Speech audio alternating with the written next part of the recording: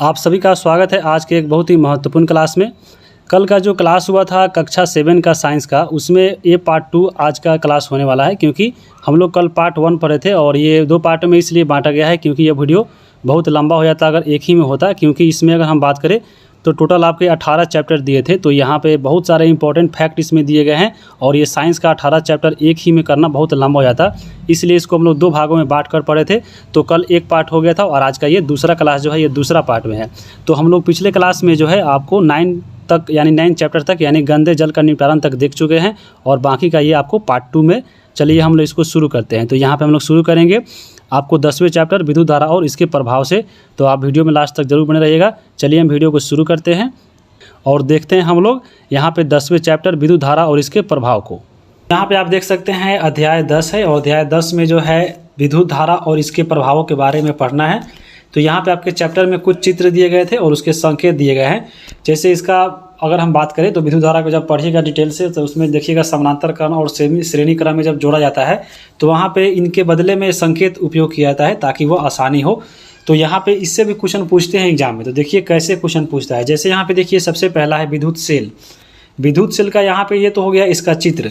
अब यहाँ पे इसका प्रतीक हम लोग इसको यूज करते हैं। तो या तो आपको देख सकता है मिलान करने के लिए या सीधे पूछ सकता है कि ये जो है यहाँ पे इसका किस चीज़ का ये प्रतीक है। तो आपको ये विद्युत सेल का है। जैसे विद्युत बैटरी में आप देखिएगा एक तरफ आपको प्लस चिन्ह और एक तरफ माइनस रहता है। तो यहाँ पे ऐसे भी पूछ सकता है कि विद्युत सेल के जो संकेत है इसमें कौन प्लस है और कौन माइनस है।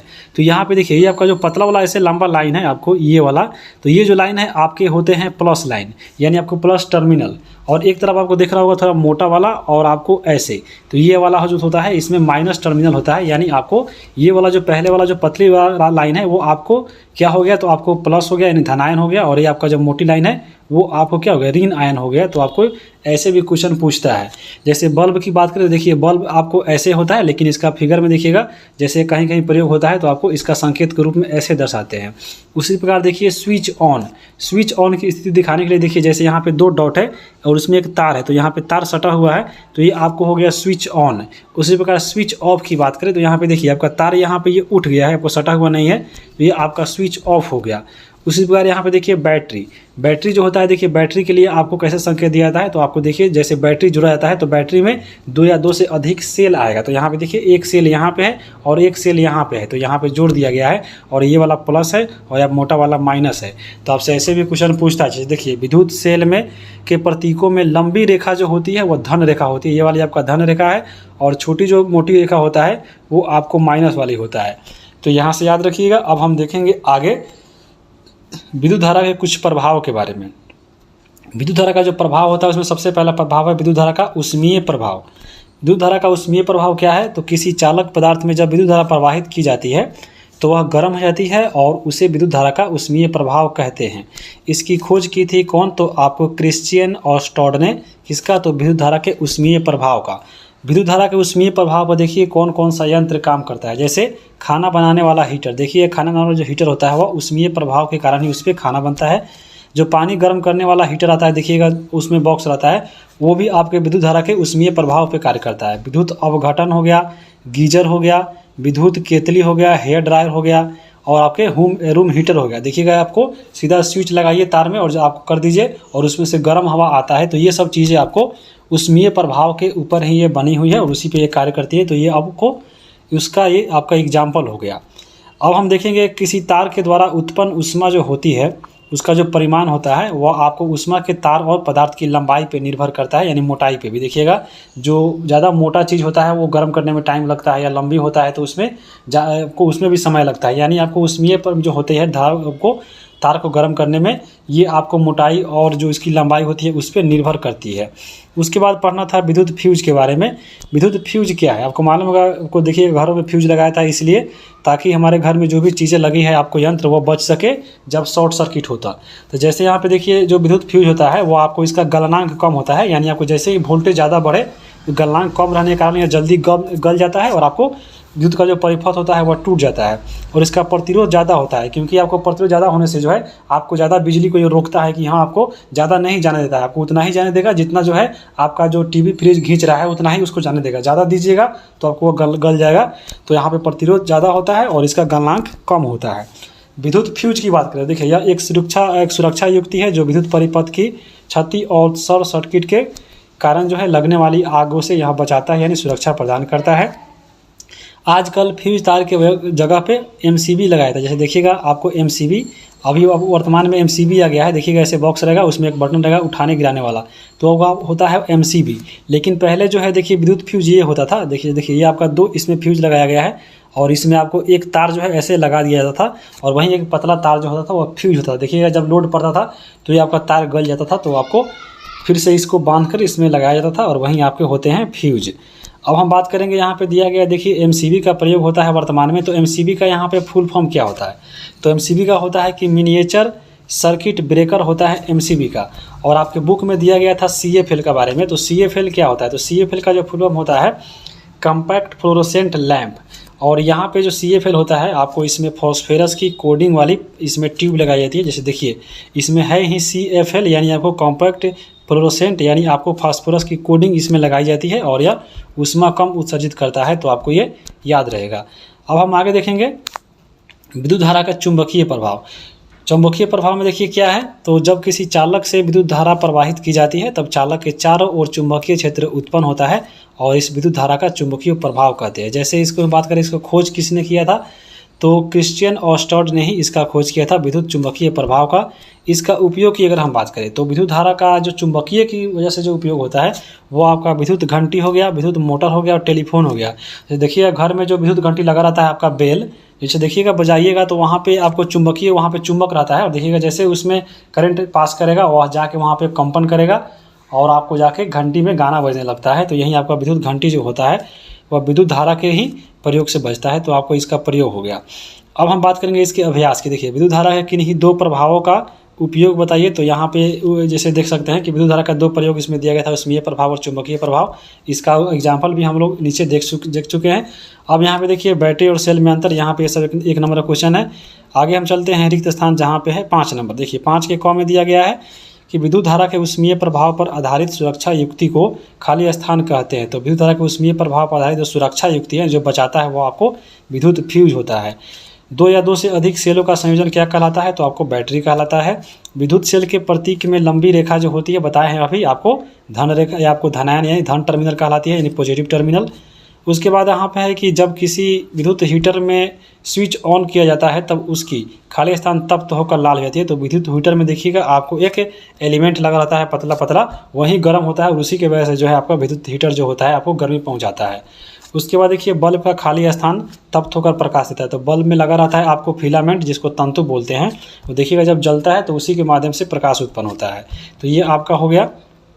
अब हम आगे देखेंगे सत्य और असत्य के बारे में। देखिए पहला इसमें क में है कि जब किसी फ्यूज से निश्चित सीमा से अधिक विद्युत धारा प्रवाहित की जाती है तो वह पिघल कर टूट जाता है, तो आपका सही है। देखिए अब ये जो विद्युत फ्यूज लगाया गया है अब उससे ज़्यादा आप ये क्योंकि ये कम गलनांक होता है, ज़्यादा इसमें वोल्टेज बढ़ाइएगा तो वो आपको गल जाएगा, तो वहीं आपका टूट जाता है और ये बात सही है। ख में दिया है कि विद्युत चुंबकीय प्रभाव को विद्युत चुंबक चुंबकीय पदार्थ को आकर्षित करता है, तो आपको ये सही है। विद्युत चुंबक जो होता है चुंबकीय प्रभाव को आकर्षित करता है। सुई चुंबक विद्युत प्रवाहित तार के निकट लाने पर क्या विक्षेपित नहीं होती है, तो आपको ये होती है, तो ये आपको ये असत्य हो जाएगा क्योंकि ये होती है। सीएफएल में अपेक्षाकृत कम विद्युत ऊर्जा खपत होती है, तो बात आपका सही है। ये आपको ऊर्जा इसमें कम खपत होता है और आपको ये ऊष्मा भी ये आपको ज़्यादा उत्सर्जित नहीं करती है, तो ये आपको याद हो गया। अब हम आगे देखेंगे रेशम से वस्त्र तक। जब हम लोग पढ़ रहे थे 6ठा क्लास में तो उसमें हम लोग तंतु से वस्त्र पढ़े थे और इसमें आपको रेशम से वस्त्र तक पढ़ना है। तो चलिए इसको देखते हैं। सबसे पहले आपको मालूम होगा रेशम क्या होता है, तो रेशम एक प्रकार का आपको रेशम जो रेशम से कपड़ा बनता है और रेशम जो है रेशा से प्राप्त किया जाता है। चलिए देखते हैं हम इस चैप्टर को। सबसे पहले अगर हम बात करें ऊन की प्राप्ति के स्रोत दिया था, यानी ऊन जो है कहाँ कहाँ से प्राप्त होता है। जैसे हम लोग भेड़ से प्राप्त कर सकते हैं, पहाड़ी बकरी से, ऊँट से, याक से, लांबा से, अल्पेका से, तो इससे हम लोग ऊन की प्राप्ति करते हैं। जैसे आप इस जानवर को देख सकते हैं, ये आपका है याक। याक जो होता है ठंडे प्रदेशों में पाया जाता है, इसके लंबे लंबे बाल होते हैं। जब हम लोग पढ़ रहे थे 5वां क्लास का ईवीएस, तो ईवीएस में भी आपको याक का चर्चा था और याक जो उसमें पूछा था कि भारत के किस स्टेट में आपको याक पाया जाता है, तो आपको एकमात्र स्टेट उसमें बताया गया था।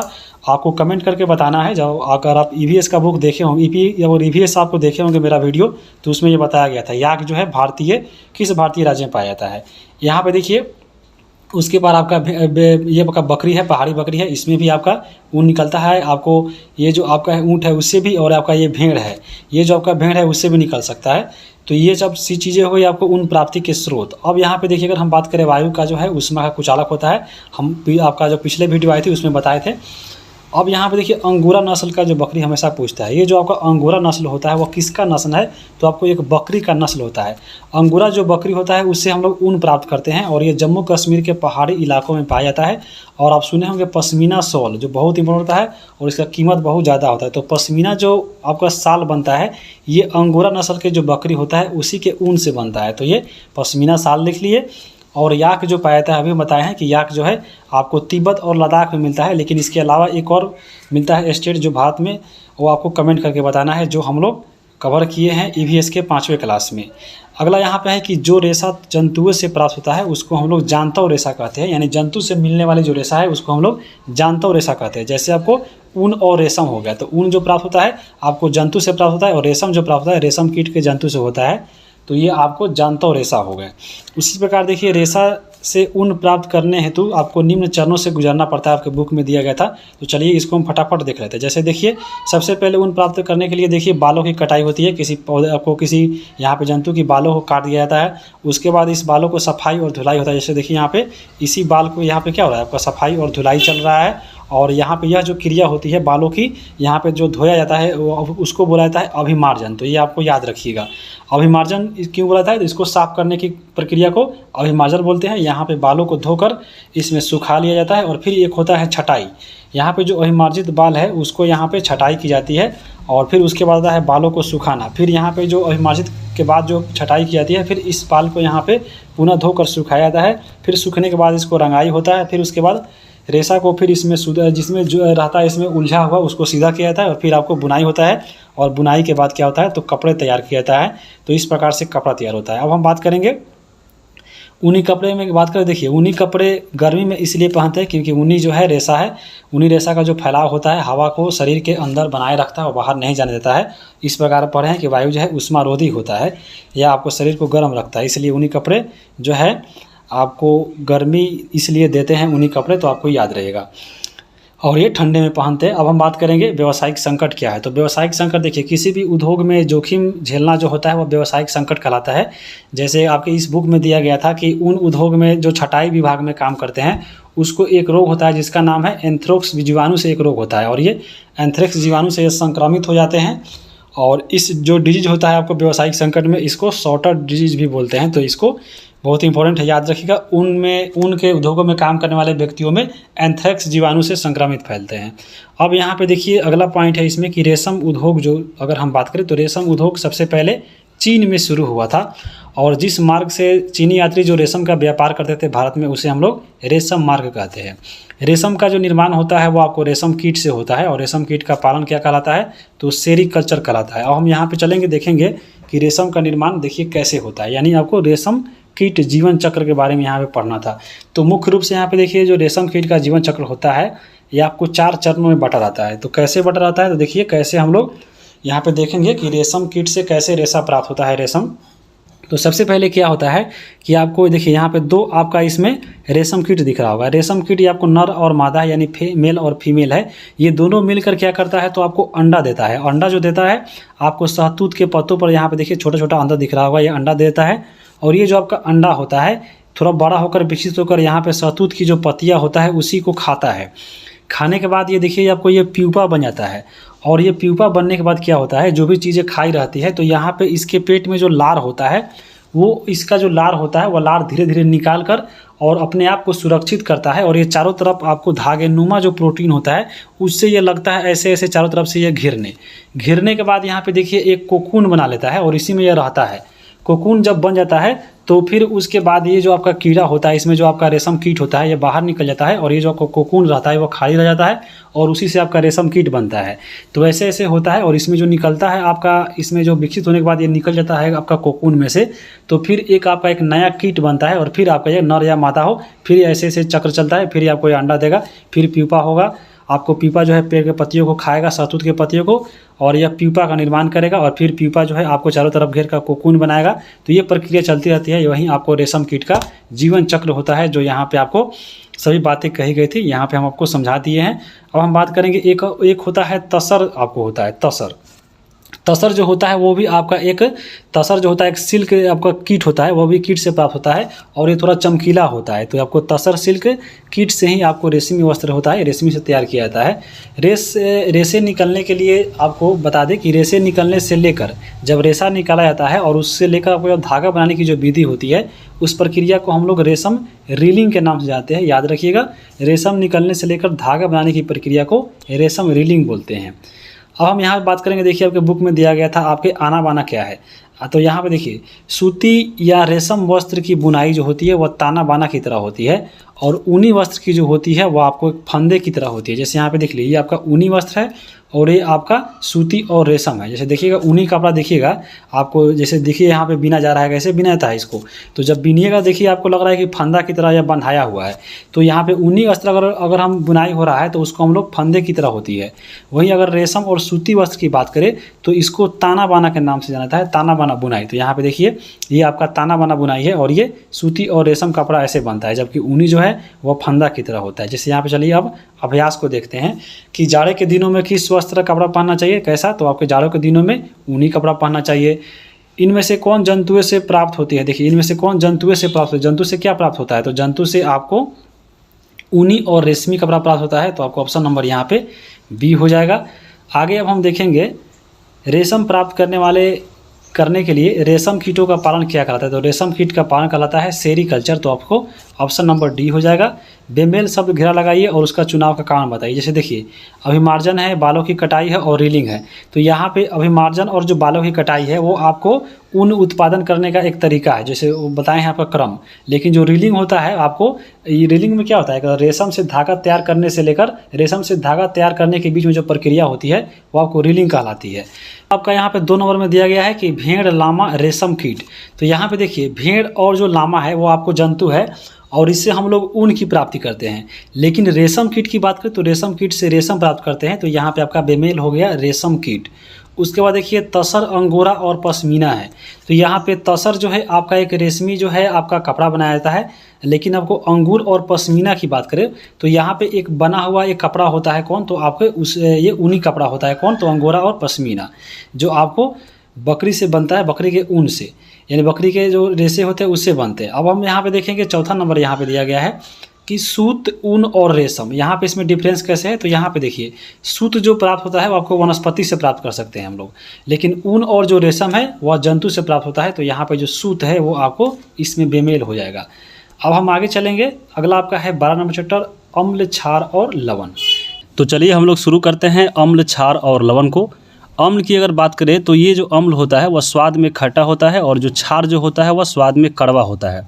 इसकी सबसे अच्छा पहचान है, देखिए अगर आपका चीज़ कोई खट्टा लग रहा है, जैसे नींबू है, तो नींबू के रस जैसा अगर कोई परीक्षण कर रहा है तो समझ लीजिए वह अम्लीय है। और साबुन के विलयन जैसा कोई अगर परीक्षण कर रहा है तो वह जो पदार्थ है वह क्षारीय होता है। और यहाँ पे अम्ल और क्षार को जो है बताने के लिए एक सूचक होता है। तो यहाँ पे वे पदार्थ जिसके द्वारा अम्ल और क्षारीय चीज़ों की हम लोग जाँच कर सके हैं वो चीज़ें कहलाती है सूचक। तो सूचक के तौर पे आप लिटमस का नाम सुने होंगे। उसके अलावा अन्य भी चीज़ होता है जिससे हम लोग अम्ल और क्षार की जांच कर सकते हैं। जैसे अगर हम बात करें हल्दी का, लिटमस का, गुलाब की पंखुड़ी, गुलहर, बेशरम की एक पंखुड़ी आती है। तो ये सब चीज़ जो है इससे हम लोग इसको सूचक बोलते हैं, क्योंकि इसके माध्यम से हम लोग अम्ल और क्षार की जांच करते हैं। तो ये सूचक कहलाता है। हल्दी की बात करें, देखिए हल्दी से भी हम लोग पदार्थों की अम्लीयता या क्षारीयता को जांच करते हैं। तो ये आपको चीज़ याद रखिएगा, हल्दी वाला। अब हम बात करते हैं एक जो फेमस चीज़ है जिससे हम लोग सब कुछ जो है आपको सबको मालूम होगा, और वह होता है लिटमस। लिटमस भी एक सूचक है जिसके माध्यम से हम लोग अम्ल और क्षार की जांच करते हैं। जैसे लिटमस की बात करी तो यह एक प्राकृतिक सूचक होता है जो लाइकेन से बना होता है, और यह कवक और शैवाल के सहजीवी संबंध संग होते हैं। जैसे हम लोग ऊपर बताए हैं कि सहजीवी संबंध क्या होता है, जैसे आपका रूम पार्टनर। और इसका जो प्रयोग हम लोग करते हैं तो विलयन की अम्लीयता और क्षारीयता को जांच करने के लिए करते हैं। जैसे अगर हम बात करें देखिए नींबू का रस का, देखिएगा नींबू का रस जो होता है वह गुड़हल के फूल पर अगर रखिएगा तो वह आपका गहरा गुलाबी और मैजेंटा कर देता है। तो नींबू का रस अगर आप अड़हुल के फूल पर रखिएगा तो वह गुलाबी और मैजेंटा कलर का हो जाता है, जिससे पता चलता है कि ये जो अड़हुल का फूल है आपका क्या है, उस पर रंग रखने से जो है आपका नींबू का रस रखने से यह आपका कलर बदल गया है, यानी आपको नींबू का जो रस है वह अम्लीय है। अब हम बात करेंगे आगे साबुन की। तो देखिए साबुन का विलयन जो होता है वह हल्दी को लाल कर देता है और अड़हुल पर जब रखिएगा तो उसको हरा कर देता है। तो यहाँ से पूछ सकता है एग्जाम के कि जब यहाँ पे साबुन जब एक क्षारीय हो गया और क्षार को जब हम लोग यहाँ पे रखते हैं हल्दी पे तो यह लाल कलर का हो जाता है अड़हुल, और उसके बाद अगर हम अड़हुल के फूल पर रखते हैं तो वह उसको हरा कर देता है। नींबू का जो रस होता है वह नीले लिटमस को लाल कर देता है। बहुत बार पूछा गया है नींबू क्या होगा, आपका अम्ल हो गया और अम्ल को जब हम लोग लिटमस पे डालते हैं तो वह लाल कर देता है। तो इसके लिए एक ट्रिक भी रहता है, जैसे अनिल, इसको आप लिख सकते हैं। जब कन्फ्यूजन आपका होता है तो इसको लिख दीजिए अनिल। देखिए अम्ल नीले को लाल कर देता है, आपका हो गया अनिल। तो यहाँ पे याद रखिएगा कि अम्ल यानी नींबू का रस जो है नीले को यानी अनिल हो गया, और यहाँ पे ल से लाल यानी लाल कर देता है। तो याद रखिएगा जो अम्ल जो है नीले को लाल कर देता है, तो इसके लिए अनिल ट्रिक याद रख सकते हैं। और नींबू का जो रस होता है वह लाल लिटमस पर अगर डालिएगा तो वहाँ पर कोई प्रभाव नहीं पड़ता है। तो ये आपको याद रखिएगा, अगर नींबू का रस जो था आपको यानी आपको नींबू का रस अगर नीले लिटमस पर डालिएगा तो आपको लाल कर देगा, और वही नींबू का रस अगर लाल पे डालिएगा तो उस पर कोई प्रभाव जो है नहीं पड़ने वाला है। तो ये चीज़ें आप यहाँ से याद रखिएगा। उसके बाद हम देखिए यहाँ पे आप चीज़ें देखते हैं अलग। यहाँ पे देखिए बात हो रहा है अम्लीय विलयन का। तो वैसा विलयन जो नीले लिटमस पत्र को लाल कर देता है वह कहलाता है आपको अम्लीय विलयन। यहाँ भी हम देखे हैं आपको अनिल देखे हैं, यहाँ पे अनिल का मतलब यानी अम्ल विलयन कौन होगा, जो आपको नीले को लाल कर देगा। जैसे देखिए नीले लिटमस पत्र को जो लाल कर देता है वही आपको अम्लीय विलयन कहलाता है। उसी प्रकार यहाँ पे क्षारीय विलयन में देखिए वैसे विलयन जो लाल लिटमस पत्र को नीला कर देता है तो उसको हम लोग क्षारीय विलयन बोलते हैं। और इसका भी ट्रिक याद रखिए, जैसे छलनी, देखिए छलनी एक तो था आपका अनिल यानी अम्ल नीले को लाल करता है, और आपको जो क्षार होता है वह लाल को नीला कर देता है। तो आपको छलनी और अनिल याद रखिएगा, तो आपको ये कन्फ्यूजन नहीं होगा, क्योंकि आपको एग्जाम में जाने के बाद बहुत कन्फ्यूजन हो जाता है और आप गलत करके चले आते हैं। तो ये ट्रिक के माध्यम से आप थोड़ा सा इसको याद रख सकते हैं। उसके बाद हम देखिएगा एक होता है उदासीन विलयन। अम्ल और क्षार देख लिए, अब हम उदासीन की बात करेंगे कि वह विलयन जिसका नीला और लाल लिटमस पत्र पर कोई प्रभाव नहीं पड़ता है वह कहलाता है उदासीन विलयन। याद रखिएगा, इसमें अगर नीला पे भी डालिए या लाल पे डालिए इस पर कोई प्रभाव नहीं पड़ेगा, वह कहलाता है उदासीन विलयन। इसके लिए आपको एक समीकरण दिया जाता है बहुत सारा एग्जाम में। जैसे यहाँ पे चलिए इसको देखते हैं हम लोग कि जब अम्लीय विलयन में क्षारीय विलयन मिलाया जाता है, यानी अम्ल के साथ जब क्षार मिलाइएगा तो दोनों विलयन एक दूसरे को प्रभाव को उदासीन कर देता है, इसलिए इसे उदासीकरण कहते हैं। जैसे यहाँ पे देखिए अम्ल और क्षार यहाँ पे मिल गया और ये आपको लवण, जल और ऊष्मा बनाता है। यहाँ पे जो है यह प्रक्रिया उदासीनीकरण कहलाती है। यहाँ पे कोई प्रभाव जो है आपका कलर का जो है उस पर नहीं पड़ता है। तो आपको याद रखिएगा अम्ल और क्षार मिलकर लवण बनाता है, उसके साथ आपको जल और ऊष्मा भी करता है। जैसे यहाँ पे देखिए आपका एक एग्जाम्पल भी दिया गया है, जैसे हाइड्रोक्लोरिक अम्ल ये आपका अम्ल हो गया और सोडियम हाइड्रोक्साइड ये आपका क्षार हो गया। तो ये दोनों मिलकर देखिए लवण बना रहा है। लवण क्या है यहाँ पे, तो NaCl यानी आपको ये सोडियम क्लोराइड है और उसके साथ जल और यह ऊष्मा भी जो है छोड़ता है। तो यहाँ पे ये प्रक्रिया जो है उदासीकरण प्रक्रिया कहलाती है, इसको याद रखिएगा। अम्ल और क्षार मिलकर लवण बनाता है। अब यहाँ पे देखिए दिया था आपके बुक में कि चींटी के काटने पे कौन सा अम्ल आपके शरीर में चला जाता है। तो चींटी के काटने से या आपको देखिएगा या मधुमक्खी के काटने से, ये सब जो चीज़ें जो काटता है आपको जो आपका जो त्वचा पे, उससे क्या होता है तो आपके शरीर में फॉर्मिक अम्ल चल जाता है। फॉर्मिक अम्ल का फार्मूला क्या होता है, तो CH2O2। यहाँ पे आपको फार्मूला भी याद रखना है, एग्जाम में सीधा पूछ सकता है आपको या मिलाने के लिए या ऑप्शन में दे सकता है। तो फॉर्मिक अम्ल ये देख लिए, फॉर्मिक अम्ल कैसे बनता है, तो आपको चींटी के काटने से बनता है और काटते ही देखिएगा आपको यह शरीर में जलन हो जाता है। तो इसलिए आपको यहाँ पे फॉर्मिक अम्ल काटा है, तो अम्ल काटा है तो आपके शरीर में अम्ल चला गया है। अब इसको जब छाड़ दीजिएगा तो आपको वह क्या होगा, उदासीकरण कर देगा, यानी आपको वह जो है जलन है उसको मिटा देगा। जैसे यहाँ पे देखिए इसको अप्रभावी बनाने के लिए आप खाने वाला सोडा कैलामाइन जैसे आपको जिंक कार्बोनेट कहते हैं इसको, और इसको अगर मिलाकर इस विलयन को अगर आप प्रयोग करते हैं तो वह आपका जो जलन था उसको उदासीकरण कर देगा और आपका जलन शरीर में नहीं होगा। तो यहाँ पे अम्ल को जो है क्षार मिलाकर ऐसे आप उदासीकरण उसको कर सकते हैं। जैसे यहाँ पे कौन सा मिलाना है, तो खाने वाला सोडा यानी आपको सोडियम बाइकार्बोनेट, यानी कौन सा आपको याद रखिएगा, यहाँ पे फार्मूला भी आपको याद रखना है, सोडियम बाइकार्बोनेट यानी NaHCO3। उसके साथ यहाँ पे देखिए कैलामाइन है, कैलामाइन को जिंक कार्बोनेट बोलते हैं यानी ZnO CO3। तो ये सब चीज़ें आपको याद रखिएगा थोड़ा, इसका जो फार्मूला भी होता है, क्योंकि एग्जाम में आपसे पूछ सकता है। अब यहाँ पे देखिए एक और बहुत ही महत्वपूर्ण चीज़ दी गई थी कि मिट्टी की अम्लीयता को दूर करने के लिए मिट्टी में क्या मिलाया जाता है। तो देखिए मिट्टी जब अम्लीयता हो जाती है तो उस मिट्टी को यहाँ पे मिट्टी में कली चूना मिलाया जाता है। कली चूना का फार्मूला होता है कैल्शियम ऑक्साइड, या आप उसमें बुझा हुआ चूना भी मिला सकते हैं जिसको कैल्शियम हाइड्रोक्साइड बोलते हैं। यानी आपको मिट्टी को अम्लीयता को दूर करने के लिए कैल्शियम ऑक्साइड और आपको कैल्शियम हाइड्रोक्साइड अगर मिलाइएगा तो मिट्टी जो है आपका वह क्या हो जाएगा, आपका ये मिट्टी अम्लीयता को दूर कर देगा। और आपको ये जो आपको अम्ल जो था, आपको ये क्षार का प्रयोग करने से ऐसा होता है। जैसे यहाँ पे देखिए मिट्टी में अम्ल था तो आपको यहाँ पे क्षार जो है, आपका क्षारीय जो धातु है, क्षारीय जो आपका इसमें यौगिक है, उसको इसमें उपयोग करना पड़ेगा। जैसे मिट्टी अम्ल हो गया तो यहाँ पे क्षार का उपयोग हुआ। तो क्षार कौन, तो कैल्शियम आपके हाइड्रोक्साइड और आपको एक हो गए कैल्शियम ऑक्साइड। तो ये दो चीज़ याद रखिएगा। उसी प्रकार मान लीजिए मिट्टी अगर आपका क्षारीय हो जाता है तो उसको दूर करने के लिए यहाँ क्या किया जाता है, तो उसमें यहाँ पे जैव पदार्थ मिलाया जाता है। तो ये आपको चीज़ें दोनों याद रखिएगा। उसके बाद हम देखिए यहाँ पे बात करेंगे अब अम्लीय से जुड़ा हुआ। तो यहाँ पे देखिए अम्लीय पदार्थ जो होता है वो आपको पानी में बहाने से देखिएगा जलीय जीव नष्ट हो जाता है, क्योंकि अम्ल के कारण जो है आपको जल में जीव रहते हैं जो, वो आपको दिक्कत होता है सांस लेने में, क्योंकि वह पदार्थ मिल गया है जल में। इसलिए देखिएगा बड़े बड़े जो है आपका उद्योग है, आपको उसका बोला जाता है, सलाह दिया जाता है कि जो भी आपका अम्लीय पदार्थ है उसको क्षारीय चीज़ मिलाकर तब उसको प्रवाहित कीजिए, ताकि वह उदासीकरण हो जाए और वो उसमें जो जलीय जीव है वो आपको प्रभावित नहीं हो। तो यहाँ से देख लीजिएगा। उसके बाद देखिए दांतों का क्षय जो होता है वो आपको अम्ल के कारण ही होता है। इसलिए टूथपेस्ट में देखिएगा क्षारीय पदार्थ मिला दिया जाता है ताकि वह उदासीकरण हो जाए, और जिससे क्या हो कि आपका अम्ल जो आपका दांत है वह क्षय नहीं हो, यानी दांत जो है आपका टूटे नहीं। तो ये चीज़ याद रखिएगा। अब यहाँ पे दी गई थी एक अम्ल वर्षा, बहुत ही इंपॉर्टेंट है। अम्ल वर्षा क्या होता है, देखिए अम्ल वर्षा जो होता है वह आपको, इसको जब बारिश के रूप में यह गिरता है और आपको बारिश के साथ ही गिरता है, और यह जब पृथ्वी पर आती है तो भवन है या ऐतिहासिक इमारत है, पौधे हैं, जंतु है, ये सब को क्षति पहुंचाती है। तो ये आपका अम्ल वर्षा हो गया। अम्ल वर्षा देखिए कैसे बनता है, तो कारखानों से निकलने वाले कार्बन डाइऑक्साइड, सल्फर डाइऑक्साइड और नाइट्रोजन डाइऑक्साइड, ये तीनों याद रखिएगा। आपको तीनों को डाइऑक्साइड यानी कार्बन के, सल्फर के और ये नाइट्रोजन के, ये तीनों के जो आपको डाइऑक्साइड होते हैं, ये गैसें जाकर वर्षा जल में जाकर ये घुलकर फिर क्रमशः आपको बारिश के रूप में जो है, ये जो आपको ये तो आपका जो हम लोग लिए हैं डाइऑक्साइड वाला, यानी कार्बन का, सल्फर का और नाइट्रोजन का, ये आपको जो कार्बन जो होता है ये कार्बोनिक अम्ल बन जाता है। ये जो आपका सल्फर जो है यहाँ पे वो आपका सल्फ्यूरिक अम्ल बन जाता है, और उसके बाद जो नाइट्रोजन रहता है वो आपको नाइट्रिक अम्ल बन जाता है। तो तीनों याद रखिएगा आपको, कार्बन डाइऑक्साइड, सल्फर डाइऑक्साइड और नाइट्रोजन डाइऑक्साइड। ये जो आपका कार्बन है ये कार्बोनिक अम्ल बन जाएगा, सल्फर जो है आपका सल्फ्यूरिक अम्ल बन जाएगा, और नाइट्रोजन जो है आपको ये नाइट्रिक अम्ल बन जाएगा। और ये जो है आपको बारिश के साथ मिलकर पृथ्वी पर आएगा, और यही कहलाते हैं अम्ल वर्षा। तो आपको अम्ल वर्षा देख लिए होंगे, यहाँ पर आपको समझ में आ गया होगा। अब हम आगे चलते हैं।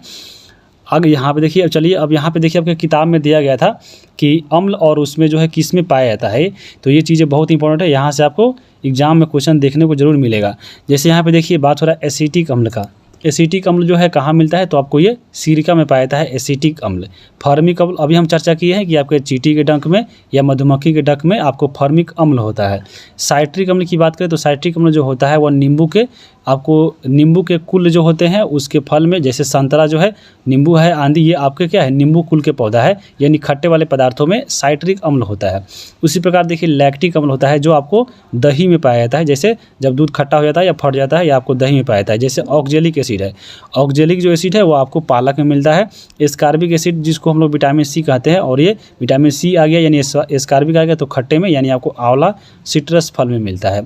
टार्टेरिक की बात करें तो यह आपको इमली, अंगूर और कच्चा आम जो खाइएगा उसमें मिलेगा आपको टार्टेरिक अम्ल। देखिएगा आपको इमली खाते खाते थोड़ा टक टक को बोलते हैं आपको, तो इमली हो गया, अंगूर हो गया, कच्चा आम हो गया, ये आपको टार्टेरिक अम्ल है। तो यहाँ पे ये चीज़ें आपको याद रखिएगा। उसके साथ यहाँ पे देखिए आपके एग्जाम में क्षार का नाम दिया हुआ था और ये किस में पाया जाता है। तो यहाँ पे ये जो आपका फार्मूला है उसको बहुत यहाँ इंपॉर्टेंट है, ये याद रखिएगा। जैसे यहाँ पे देखिए कैल्शियम हाइड्रोक्साइड है, कैल्शियम हाइड्रोक्साइड आपको कहाँ पाया जाता है, तो ये चूने के पानी में पाया जाता है। अमोनियम हाइड्रोक्साइड है, ये कहाँ मिलता है, तो आपको खिड़की के कांच आदि साफ करने के लिए उपयुक्त जो है आपको मार्जक के रूप में उपयोग किया जाता है। उसके बाद देखिए सोडियम हाइड्रोक्साइड और पोटेशियम हाइड्रोक्साइड का जो है इसका आपको कहाँ पाया जाता है, तो आपको साबुन में या इसका मिलाकर आपको उपयोग किया जाता है, यानी ये साबुन में पाया जाता है। मैग्नीशियम हाइड्रोक्साइड की बात करें तो ये दूधिया मैग्नीशियम में यानी मिल्क ऑफ मैग्नीशिया में जो है ये पाया जाता है मैग्नीशियम हाइड्रोक्साइड। तो ये आपको इतना चीज़ यहाँ से कम याद रखना है। अब हम बात करेंगे इसके अभ्यास का। देखिए इसके बुक में जो है अभ्यास कौन कौन दिया है, कौन कौन से क्वेश्चन है, चलिए उसको कवर करते हैं। पहले यहाँ पे देखिए क्वेश्चन है कि अम्ल नीले को, तो यहाँ पे बताए हैं अतिरिक्त अनिल, यानी आपको अम्ल जो है नीले को क्या करेगा, लाल कर देगा, तो अनिल हो गया, तो यहाँ पे अनिल हो जाएगा। अम्ल का स्वाद खाली जगह और क्षार का स्वाद होता है, तो अम्ल का स्वाद यहाँ पे खट्टा होता है, तो यहाँ पे खट्टा हो जाएगा, और यहाँ पे क्षार का स्वाद यहाँ पे कड़वा हो जाएगा, तो ये खट्टा और कड़वा भर लीजिएगा। उदासीकरण अभिक्रिया में खाली स्थान और खाली स्थान बनते हैं, तो उदासीकरण अभिक्रिया कब बनती है, तो आपको अम्ल और आपको क्षार और मिलाते हैं, जब हम लोग यहाँ पे अम्ल और क्षार मिलाते हैं तो यहाँ पे क्या बनता है, लवण बनता है, और उसके साथ आपको जल और ऊष्मा बनते हैं। तो यहाँ पे उदासीकरण अभिक्रिया में लवण और फिर आपके जल लिख सकते हैं या आपके ऊष्मा लिख सकते हैं, तो ये आपके उदासीकरण अभिक्रिया में बनते हैं। हल्दी पत्र पर खड़िया पाउडर का घोल डालने पर इसका रंग कैसा हो जाता है, तो यहाँ पे देखिए जो खड़िया पाउडर होता है वो आपको एक क्षारीय होता है, तो जब क्षार को कहीं डालिएगा आपको घोल में, तो आपको हल्दी पत्र पे तो क्या होता है, आपको लाल हो जाता है, और अड़हुल पर डालिएगा तो वो हरा हो जाएगा। अभी हम पीछे इसको कवर किए हैं। उसके बाद देखिए नीलत होता है, जिसको हम लोग बोलते हैं कॉपर सल्फेट यानी CuSO4। तो नीला थोथा जो होता है खाली स्थान एक क्या है, तो नीला थोथा क्या है, आपके नीला थेथा यानी कॉपर सल्फेट की बात हो रही है, तो यहाँ पे आपका ये लवण है, तो यहाँ पे आपको एक लवण भरा जाएगा, तो यहाँ पे आपको लवण याद रखिएगा।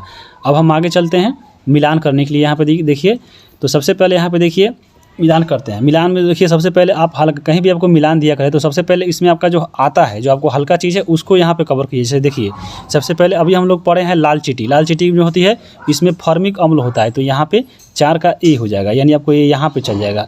उसके बाद यहाँ पे देखिए अभी हम लोग अंगूर पढ़े, अंगूर जो होता है उसमें टार्ट्रिक एसिड होता है, तो ये यहाँ पे आ जाएगा यहाँ पे। उसके बाद देखिए आपका इसमें है क्या, तो कल्ली चूना। कल्ली चूना जो होती है वो कहाँ पे, तो ये आपको पाया जाता है क्षार में, तो ये आपको ई में चला जाएगा। उसके बाद आपको बच गया कौन, तो आपको वाटर कलर। जो वाटर कलर होता है वो कहाँ पे होता है, तो ये आपको उदासीन होता है, तो ये 5 में बी चल जाएगा। और फिनाप्थलीन की बात करें तो ये क्या है आपके, तो ये आपके एक सूचक है, तो ये आपको यहाँ पे चला जाएगा। तो ऐसे आप करिए। अब हम आगे चलेंगे। अगला आपका है 13 नंबर चैप्टर, वह है मिट्टी। तो चलिए हम लोग मिट्टी के बारे में देखिए क्या आपके SCERT बुक में दिया गया था, चलिए इसको कवर करते हैं।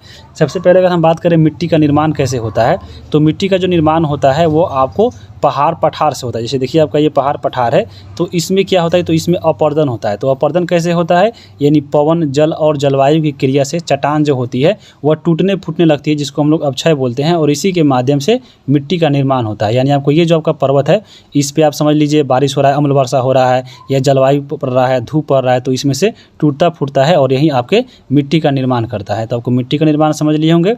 मिट्टी में पाया जाता है ह्यूमस। तो ह्यूमस क्या होता है, तो मिट्टी में उपस्थित सड़े गले जैव पदार्थ जो होते हैं उसको हम लोग ह्यूमस बोलते हैं। तो ये आपको ह्यूमस देख लिए। और ह्यूमस जो होता है वो आपको भोजन, आपको जो पौधे होता है उसके लिए वो पोषक तत्व का काम करता है। जैसे अगर हम बात करें अब मिट्टी के बारे में, देखिए मिट्टी में के बारे में बात करें तो मिट्टी के कुल आपके 4 परत होते हैं। तो चलिए हम लोग चारों परतों को कवर करते हैं जो आपके बुक में यहाँ पे दिया गया है। सबसे पहले 1 नंबर देखिए यहाँ पे ऊपरी परत है, 2 यहाँ पे आए, तीसरा ये वाला है और चौथा यहाँ पे। तो पहली परत जो होती है उसको हम लोग बोलते हैं ऊपरी परत। ये जो है शीर्ष परत होती है, यानी सबसे ऊपर होती है। ये गहरे रंग की होती है और यहाँ पे इसमें ह्यूमस और खनिज लवण जो है आपको समृद्ध में पाया जाता है, क्योंकि कोई भी चीज़ आपको ह्यूमस है, यानी कोई भी चीज़ सड़ गल रहा है तो आपको ऊपरी परत पे ही गलेगा और वो आपको खनिज लवण के रूप में काम करेगा। तो यहाँ पे ह्यूमस और खनिज लवण जो है आपके ऊपरी परत में ज़्यादा होता है। सबसे ज़्यादा जल धारण क्षमता जो होती है वो आपके ऊपरी मिट्टी में ही होती है, क्योंकि ऊपर होता है और आपको उसमें क्या होता है, बारिश होता है तो आपको ये जल को धारण करता है। तो यहाँ पे ये जल धारण क्षमता सबसे ज़्यादा होती है। और छोटे पेड़ पौधे जो आपको उगते हैं कहाँ उगते हैं, आपको ऊपरी परत पे ही उगते हैं। अब हम बात करेंगे मध्य परत का। मध्य परत की बात करें तो यहाँ पे यह सामान्यतः कठोर और अधिक घनी होती है। शीर्ष मिट्टी के यह नीचे होती है और इसमें ह्यूमस थोड़ा कम होता है किसके तुलना में, तो आपको ऊपरी परत के तुलना में। और इसमें खनिज ज़्यादा होती है। देखिएगा जब खनिज अब कहीं पे निकलता है तो उसको ज़्यादा नीचे तक खना जाता है तब इसमें से खनिज निकलता है, ऊपरी परत में से खनिज नहीं निकलता है। तो ये खनिज इसमें ज़्यादा और ह्यूमस जो है इसमें कम होती है।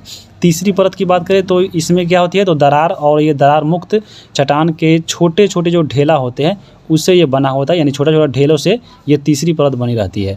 अब हम आखिरी बात करेंगे चौथी परत, यानी आपको चौथी परत जो सबसे नीचे की परत है और ये तीसरी परत के सबसे नीचे आती है, जिसको हम लोग आधार सेल से भी बनी होती है और यह कठोर होती है और इसको कुदाल से भी खोदने में भी बहुत कठिनाई होती है। तो ये चौथी परत मिट्टी में दिया गया था। और ये 4 जो परत आपके दिए गए थे आपके इस बुक में दिए गए। तो अब हम बात करेंगे मिट्टी के प्रकार के। देखिए मिट्टी के प्रकार की बात करें तो मिट्टी के इस बुक में चलिए 3 प्रकार दिया गया था, और ये 3 प्रकार जो बांटा गया था तो किस आधार पर बांटा गया था, तो मिट्टी में पाए जाने वाले जो चट्टान के कण है, तो चट्टान के कण के आधार पर जो मिट्टी के प्रकार है वह 3 प्रकार होते हैं। तो चलिए हम लोग उसको देखते हैं। पहला इसमें है बलुई मिट्टी, उसके बाद आपका चिकनी मिट्टी आएगा और फिर दोमट मिट्टी आएगा। तो सबसे पहले बलुई मिट्टी की बात करें तो बलुई मिट्टी क्या है, आपको इसमें मिट्टी के जो है बड़े कण होते हैं। देखिएगा जो बालू वाला मिट्टी है, देखिएगा आपको उसमें उठाइएगा, देखिए पूरा मोटा मोटा दिखाई देता है उसका कण, तो आपको हो गया बलुई मिट्टी। तो बलुई मिट्टी में देखो अगर हम बात करें तो इसमें बड़े कणों का अनुपात ज़्यादा होता है। छोटे छोटे कण भी जरूर होते हैं, लेकिन इसमें बड़े कण जो होते हैं वह ज़्यादा होते हैं।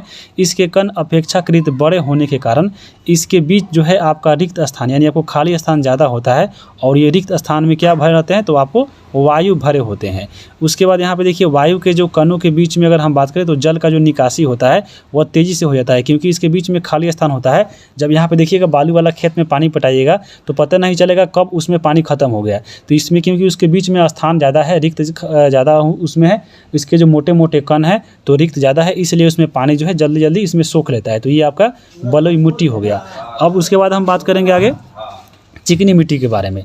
चिकनी की मिट्टी की बात करें तो ये इस मिट्टी में सूक्ष्म कणों का अनुपात ज़्यादा होता है। देखिए इसमें जब सूक्ष्मपन यानी आपको पतला पतला कण ज़्यादा होता है, इसलिए इस कण के बीच में अगर हम बात करें तो आपस में जुड़ रहते हैं, क्योंकि छोटे छोटे हैं तो सटे रहते हैं, और उसके बीच जो है रिक्त स्थान कम होता है। मोटा मोटा मान लीजिए मोटा मोटा ऐसे छेद आपका बालू चीज़ है, कोई भी चीज़ है तो वो सटा हुआ है तो उसमें रिक्त स्थान ज़्यादा है। वहीं आप छोटा छोटा चीज़ ऐसे ऐसे मिला हुआ है तो उसमें रिक्त स्थान बहुत कम है। तो यही आपका चिकनी मिट्टी का हाल है। तो इसमें छोटे छोटे कण होते हैं जो आपस में जुड़ रहते हैं, और इसके बीच जो है रिक्त स्थान कम होता है, और इसके बीच जो है इसीलिए इसमें वायु कम पाया जाता है। और यह जो मिट्टी होती है वह भारी होती है। यह जल धारण क्षमता जो है, इसमें जो आपका जल धारण क्षमता होता है वो ज़्यादा आता है, क्योंकि इसमें सटा हुआ सब एक दूसरे को कण है। तो इसमें जब पानी पटाइएगा तो आपको ज़्यादा पास नहीं करेगा, तो इसमें जल जो है बहुत देर तक यह रोकता है, तो इसलिए यह जल धारण क्षमता इसमें ज़्यादा होता है। साथ ही इसमें आपको नमी ज़्यादा देर बनी रहती है, जिससे आपको यहाँ पे जब पेड़ पौधा कोई होगा तो उसके लिए ज़्यादा नमी बनी रहती है, तो वो ज़्यादा पौधा विकसित करता है। उसी के साथ यहाँ पे चिकनी मिट्टी से देखिए खिलौना बनता है, बर्तन बनाने का काम, मूर्ति बनाने का काम भी है चिकनी मिट्टी से आता है। तो एग्जाम में सीधा पूछ सकता है कि खिलौना जो है किस मिट्टी से बनता है, तो चिकनी मिट्टी से बर्तन ही बनता है, और आपके मूर्ति जो बनाने का काम होता है हम लोग चिकनी मिट्टी के माध्यम से ही करते हैं, क्योंकि इसमें सूक्ष्म कण यानी ज़्यादा होते हैं। तो याद रखिएगा। अब हम बात कर देंगे दोमट मिट्टी। दोमट मिट्टी में क्या होता है, तो हम 2 मिट्टी देख लिए, एक आपका बलुई मिट्टी जिसमें बड़ा कण था, और एक आपका जो था आपका चिकनी मिट्टी जिसमें क्या था, तो आपको छोटे छोटे कण था। और ये आपका है तीसरा मिट्टी जो दोमट मिट्टी है। तो इसमें क्या होगा, इसमें छोटे कण और बड़े कण का जो अनुपात है लगभग बराबर हो गया, यानी आपको दोनों को मिलाकर जो है बनाया गया है दोमट मिट्टी। तो दोमट मिट्टी में देखिए, चलिए इसको कवर करते हैं। ये जो मिट्टी है वो पादप उगाने की सबसे अच्छी मिट्टी कही जाती है। इसमें ह्यूमस आपको अच्छी पाई जाती है, लेकिन चिकनी मिट्टी से कम होती है। जल धारण जो क्षमता होती है इसमें भी अच्छी होती है, लेकिन चिकनी मिट्टी से ये कम होती है, इसको याद रखिएगा। अब यहाँ पे देखिए इस मिट्टी में कौन कौन से पौधे उगाए जाते हैं उसको भी हम लोग आगे इसमें देख लेते हैं। जैसे अगर हम बात करें चिकनी मिट्टी और दोमट मिट्टी में, क्योंकि ये दोनों जो मिट्टी है, चिकनी मिट्टी में देखिए सूक्ष्म कण जो था आपको क्या था, आपको छोटे छोटे कण था, तो ये सटा हुआ कण था। और दोमट मिट्टी में जो क्या अगर हम बात करें तो आपको ये चिकनी और बलुई मिट्टी को मिलाकर बना हुआ अनुपात बराबर होता है। तो इसमें अगर हम बात करें चिकनी मिट्टी में और दोमट मिट्टी में, तो इसमें आपको जल धारण क्षमता जो है उच्च होती है, यानी जल जो है इसको आपस में ये ज़्यादा देर तक देखकर पृथ्वी में रोकती रहती है, और उसको पृथ्वी को आपको नमी बनाए रखती है। जैसे अगर हम बात करें तो देखिए इसमें गेहूँ, मक्का, चना और धान को जो है इसमें खेती ज़्यादा होता है। देखिएगा बालू वाला जो खेती होगा, बालू वाला खेत पर देखिएगा उसमें कभी भी धान जो है या गेहूँ नहीं रोपा जाता है, क्योंकि कितना पानी पटाइएगा सब पास हो जाता है। इसलिए जो है आपको गेहूं हो गया, मकई हो गया, चना हो गया, ये सब के लिए चिकनी मिट्टी और दोमट मिट्टी पे उगाया जाता है। उसके बाद इसमें एक दिया था आदर्श मिट्टी। आदर्श मिट्टी किसको कहते हैं, तो आदर्श मिट्टी वह कहलाता है जो जैव पदार्थों से समृद्ध हो और अच्छी जल धारण उसमें क्षमता हो, यानी वह ज़्यादा देर तक आपको जल को रोक ले, और वह अब जैव पदार्थ यानी जितने भी सड़े गले चीज़ उस पर रुकता है वो ज़्यादा हो। तो यहाँ पे आदर्श मिट्टी के उदाहरण आप बताइए, जैसे चिकनी मिट्टी हो गया, दोमट मिट्टी हो गया, तो ये आपको आदर्श मिट्टी कहलाएंगे, क्योंकि उसमें जल धारण क्षमता भी है और उसमें जैव पदार्थ भी पाए जाते हैं। उसके बाद यहाँ पे देखिए दोमट और बलुई मिट्टी पर यहाँ पे उगने वाले पौधे कौन है, तो यहाँ पे देखिए आ गया बालू मिट्टी। तो बालू मिट्टी में क्या होगा, यहाँ पे जल देखिए पानी पटाइएगा तो जल्दी निकासी यानी जल्दी वो पास हो जाएगा, और इस पे उगाया जाता है। देखिए जितने भी आपको बालू वाला खेत होता है देखिएगा उस पर दलहन की खेती ज़्यादा होता है, क्योंकि दाल जो होता है उसमें पानी पटाइएगा तो वो देखिए गाँव में बोलता है कि ढरा जाएगा, यानी आपको वो केवल हरा भरा हो जाएगा, बड़ा बड़ा पेड़ जैसा हो जाएगा, लेकिन उसमें फरेगा नहीं कुछ। इसलिए देखिएगा आपको जो दलहन जो होता है वो ज़्यादातर के बालू वाला खेत पे होता है। तो जैसे देखिए यहाँ पे, और दोमट मिट्टी पे भी होता है। तो यहाँ पे देखिए अरहर, मसूर, अन्य जितने भी दाल हो गए या आलू हो गई, वो पाया जाता है दोमट और बलुई मिट्टी में। तो ये आपको ये समझ लीजिए। अब हम बात करेंगे अपर्दन के बारे में। तो अपर्दन क्या है? तो यहाँ पे देखिए पवन, पानी अथवा बर्फ के द्वारा मिट्टी की ऊपरी सतह जो है हटना कहलाता है अपर्दन। देखिएगा जब आपको यहाँ पे देखिए पेड़ है और इसके पीछे यहाँ पे देखिए नीचे आपको मिट्टी छाया हुआ है। यहाँ पे अब जब मान लीजिए बारिश आपका बाढ़ आएगा तो ये जो आपका इसमें जो है जल कटाव होगा, यानी आपको जल जो है मिट्टी को धीरे धीरे बहाव के साथ अपने बहा कर ले जाता है, वही कहलाता है अपर्दन। तो पेड़ पौधे जो होता है जो है इसमें मिट्टी की मजबूती को यहाँ पे प्रदान करता है, बांध करके रखता है। इसलिए मृदा अपर्दन जो होता है, मृदा अपर्दन को रोकने का काम करता है वृक्ष। तो यहाँ पे बहुत इंपॉर्टेंट है, ये चीज़ याद रखिएगा। आप देखते होंगे अगर अगल बगल में आपका नदी होगा, जब उसमें देखिएगा बाढ़ आता है तो जो पेड़ होगा वो मिट्टी को पकड़े हुए रहता है, तो वहाँ पे जो है जल्दी धंसता नहीं है ज़मीन। लेकिन दूसरे जगह देखिए जहाँ पे नहीं है कुछ ज़मीन, वो जो है वहाँ का मिट्टी काट काट के वहाँ पे जो है चौड़ा बना देती है नदियाँ। तो ये चीज़ें थोड़ा याद रखिएगा। अब यहाँ पे देखिए अभ्यास को कवर करते हैं। इसमें देखिए सबसे पहला जो क्वेश्चन है, जल धारण क्षमता सबसे अधिक होती है। तो सबसे बताएं कि सबसे ज़्यादा जल धारण क्षमता किसकी होती है? तो चिकनी मिट्टी की होती है, क्योंकि इसके जो हम बात करें तो सूक्ष्म कण जो है आपस में सटे रहते हैं, तो पानी जो इसमें पटाइएगा तो वह पास नहीं होगा जल्दी। तो ये क्या होगा? जल धारण क्षमता, यानी सबसे ज़्यादा जल को रोकता है। उसके बाद हम बात करेंगे, दूसरा क्वेश्चन है कि धान की फसल के लिए उपयुक्त मिट्टी कौन है? तो धान की जो फसल होती है वो आपको चिकनी मिट्टी या दोमट मिट्टी पे होगी, बलुई मिट्टी पे नहीं होगी, क्योंकि वहाँ पे पानी जो है उसको बार बार पटाना पड़ेगा, तो इसलिए जो है ये उपयुक्त मिट्टी नहीं मानी जाती है। उसके बाद यहाँ पे देखिए तीसरे नंबर पे यहाँ पे है कि किस प्रकार की मिट्टी में अंततः स्राव दर और सबसे अधिक होता है। तो किस प्रकार की मिट्टी में अगर हम बात करें तो अंतः स्रावन जो है वह सबसे दर अधिक होता है, यानी आपको मिट्टी जो खींचने की शक्ति होती है वह ज़्यादा होती है। आपको जो मिट्टी में अंतः स्रावन का मतलब क्या हुआ? यानी आपको पानी को स्रावित करने की सबसे ज़्यादा शक्ति किस में होती है? तो वो आपको बलुई मिट्टी में होती है, क्योंकि देखिएगा पानी पटाते ही वह पूरा खींच लेता है, क्योंकि उसके बीच की अगर हम बात करें तो कण बड़े होते हैं और वायु जो है उसमें रिक्त स्थान ज़्यादा पाया जाता है, इसलिए पानी उसमें ज़्यादा आपको क्या होता है? जल्दी पास हो जाता है। अब हम बात करेंगे 14 नंबर चैप्टर, वह है पौधों में संवहन। चलिए इसको देखते हैं। सबसे पहले इसमें दिया गया था पौधों में संवहन, तो पौधों के बारे में बात करते हैं। तो यहाँ पे पौधे में होता है एक मूल रोम। मूल रोम क्या होता है? तो पौधों की जड़ों में धागे जैसी संरचना पाई जाती है, जिसे हम लोग मूल रोम कहते हैं। अब ये जो मूल रोम की बात करें तो ये क्या करता है? तो ये मृदा से जल और खनिज लवण का अवशोषण करती है, और यह अवशोषित जल जो है पेड़ को फिर आपको पत्तियों तक ये पहुंचाता है। कौन? तो ये मूल रोम। तो यहाँ पे ये मूल रोम देख लिए। मूल रोम में आपको जड़ में ही पाया जाता है, जो जड़ में एकदम पतली पतली जो आपको धागे जैसी होती है उसको हम लोग बोलते हैं मूल रोम। उसके बाद यहाँ पे देखिए पढ़ना था संवहन। संवहन की बात करें तो संवहन क्या है? तो यहाँ पे देखिए जल, खनिज, लवण और भोजन पौधों के विभिन्न भागों तक जो पहुँचते हैं उसे हम लोग संवहन कहते हैं। यानी संवहन क्रिया के द्वारा ही जल, खनिज, लवण और भोजन जो है वह पौधे के विभिन्न भागों तक पहुँचाया जाता है। तो संवहन की अगर हम बात करें तो पौधे में देखिए 2 संवहन ऊतक पाया जाता है, और उसी के माध्यम से जल, खनिज, लवण और भोजन जो है आपको पेड़ पौधे के तना हो, पत्ती हो, वहाँ तक पहुँचाया जाता है। जैसे यहाँ पे देखिए पौधों में 2 संवहन ऊतक है, एक आपका जाइलम ऊतक, दूसरा है फ्लोएम ऊतक। तो जाइलम जो ऊतक होता है वह जल और खनिज लवण को यहाँ पे पेड़ पौधे को जो है आपको ऊपर ले जाता है, जैसे तना में पत्तियों तक। और फ्लोएम जो होता है वह भोजन का संवहन करता है, यानी वह भोजन को पत्तियों तक और आपको तनों तक ले जाता है। जैसे यहाँ पे देखिए कैसे याद रखिएगा, तो देखिए यहाँ पे जाइलम में देखिए ज से जाइलम, यानी इसमें खुद इसमें जल छुपा हुआ है, तो जाइलम जो है आपको जल का संवहन करेगा, और फ्लोएम, फ से फ्लोएम और फ से फूड, यानी फ्लोएम जो है आपको फूड का संवहन करेगा, यानी भोजन का करेगा। तो ज से जल और ज से जाइलम याद रखिएगा, और फ से फ्लोएम और फ से फूड का संवहन। तो ये आपको यहाँ पे जैसे आप देख सकते हैं इसमें पौधा है, और यही आपका चीज़ यहाँ पे देखिए बताया जा रहा है कि ये जाइलम है। जाइलम क्या करता है? तो पौधों में जो है आपको जल को ये अवशोषित करके आपको पूरा पौधे के विभिन्न भागों तक, पत्तियों तक यह पहुंचाता है। अब हम बात करेंगे वाष्पोत्सर्जन। वाष्पोत्सर्जन की बात करें तो ये क्या है? तो पत्तियों से जल वाष्प के रूप में निकलना जो है वह आपको कहलाता है वाष्पोत्सर्जन। देखिए जब सूर्य की प्रकाश आती है, पेड़ पौधे में पड़ती है, तो पत्तियों के में क्या होता है? तो पत्तियों में भी पानी की उसमें जो है उसमें कण पाया जाता है, उसमें पानी उपलब्ध रहता है।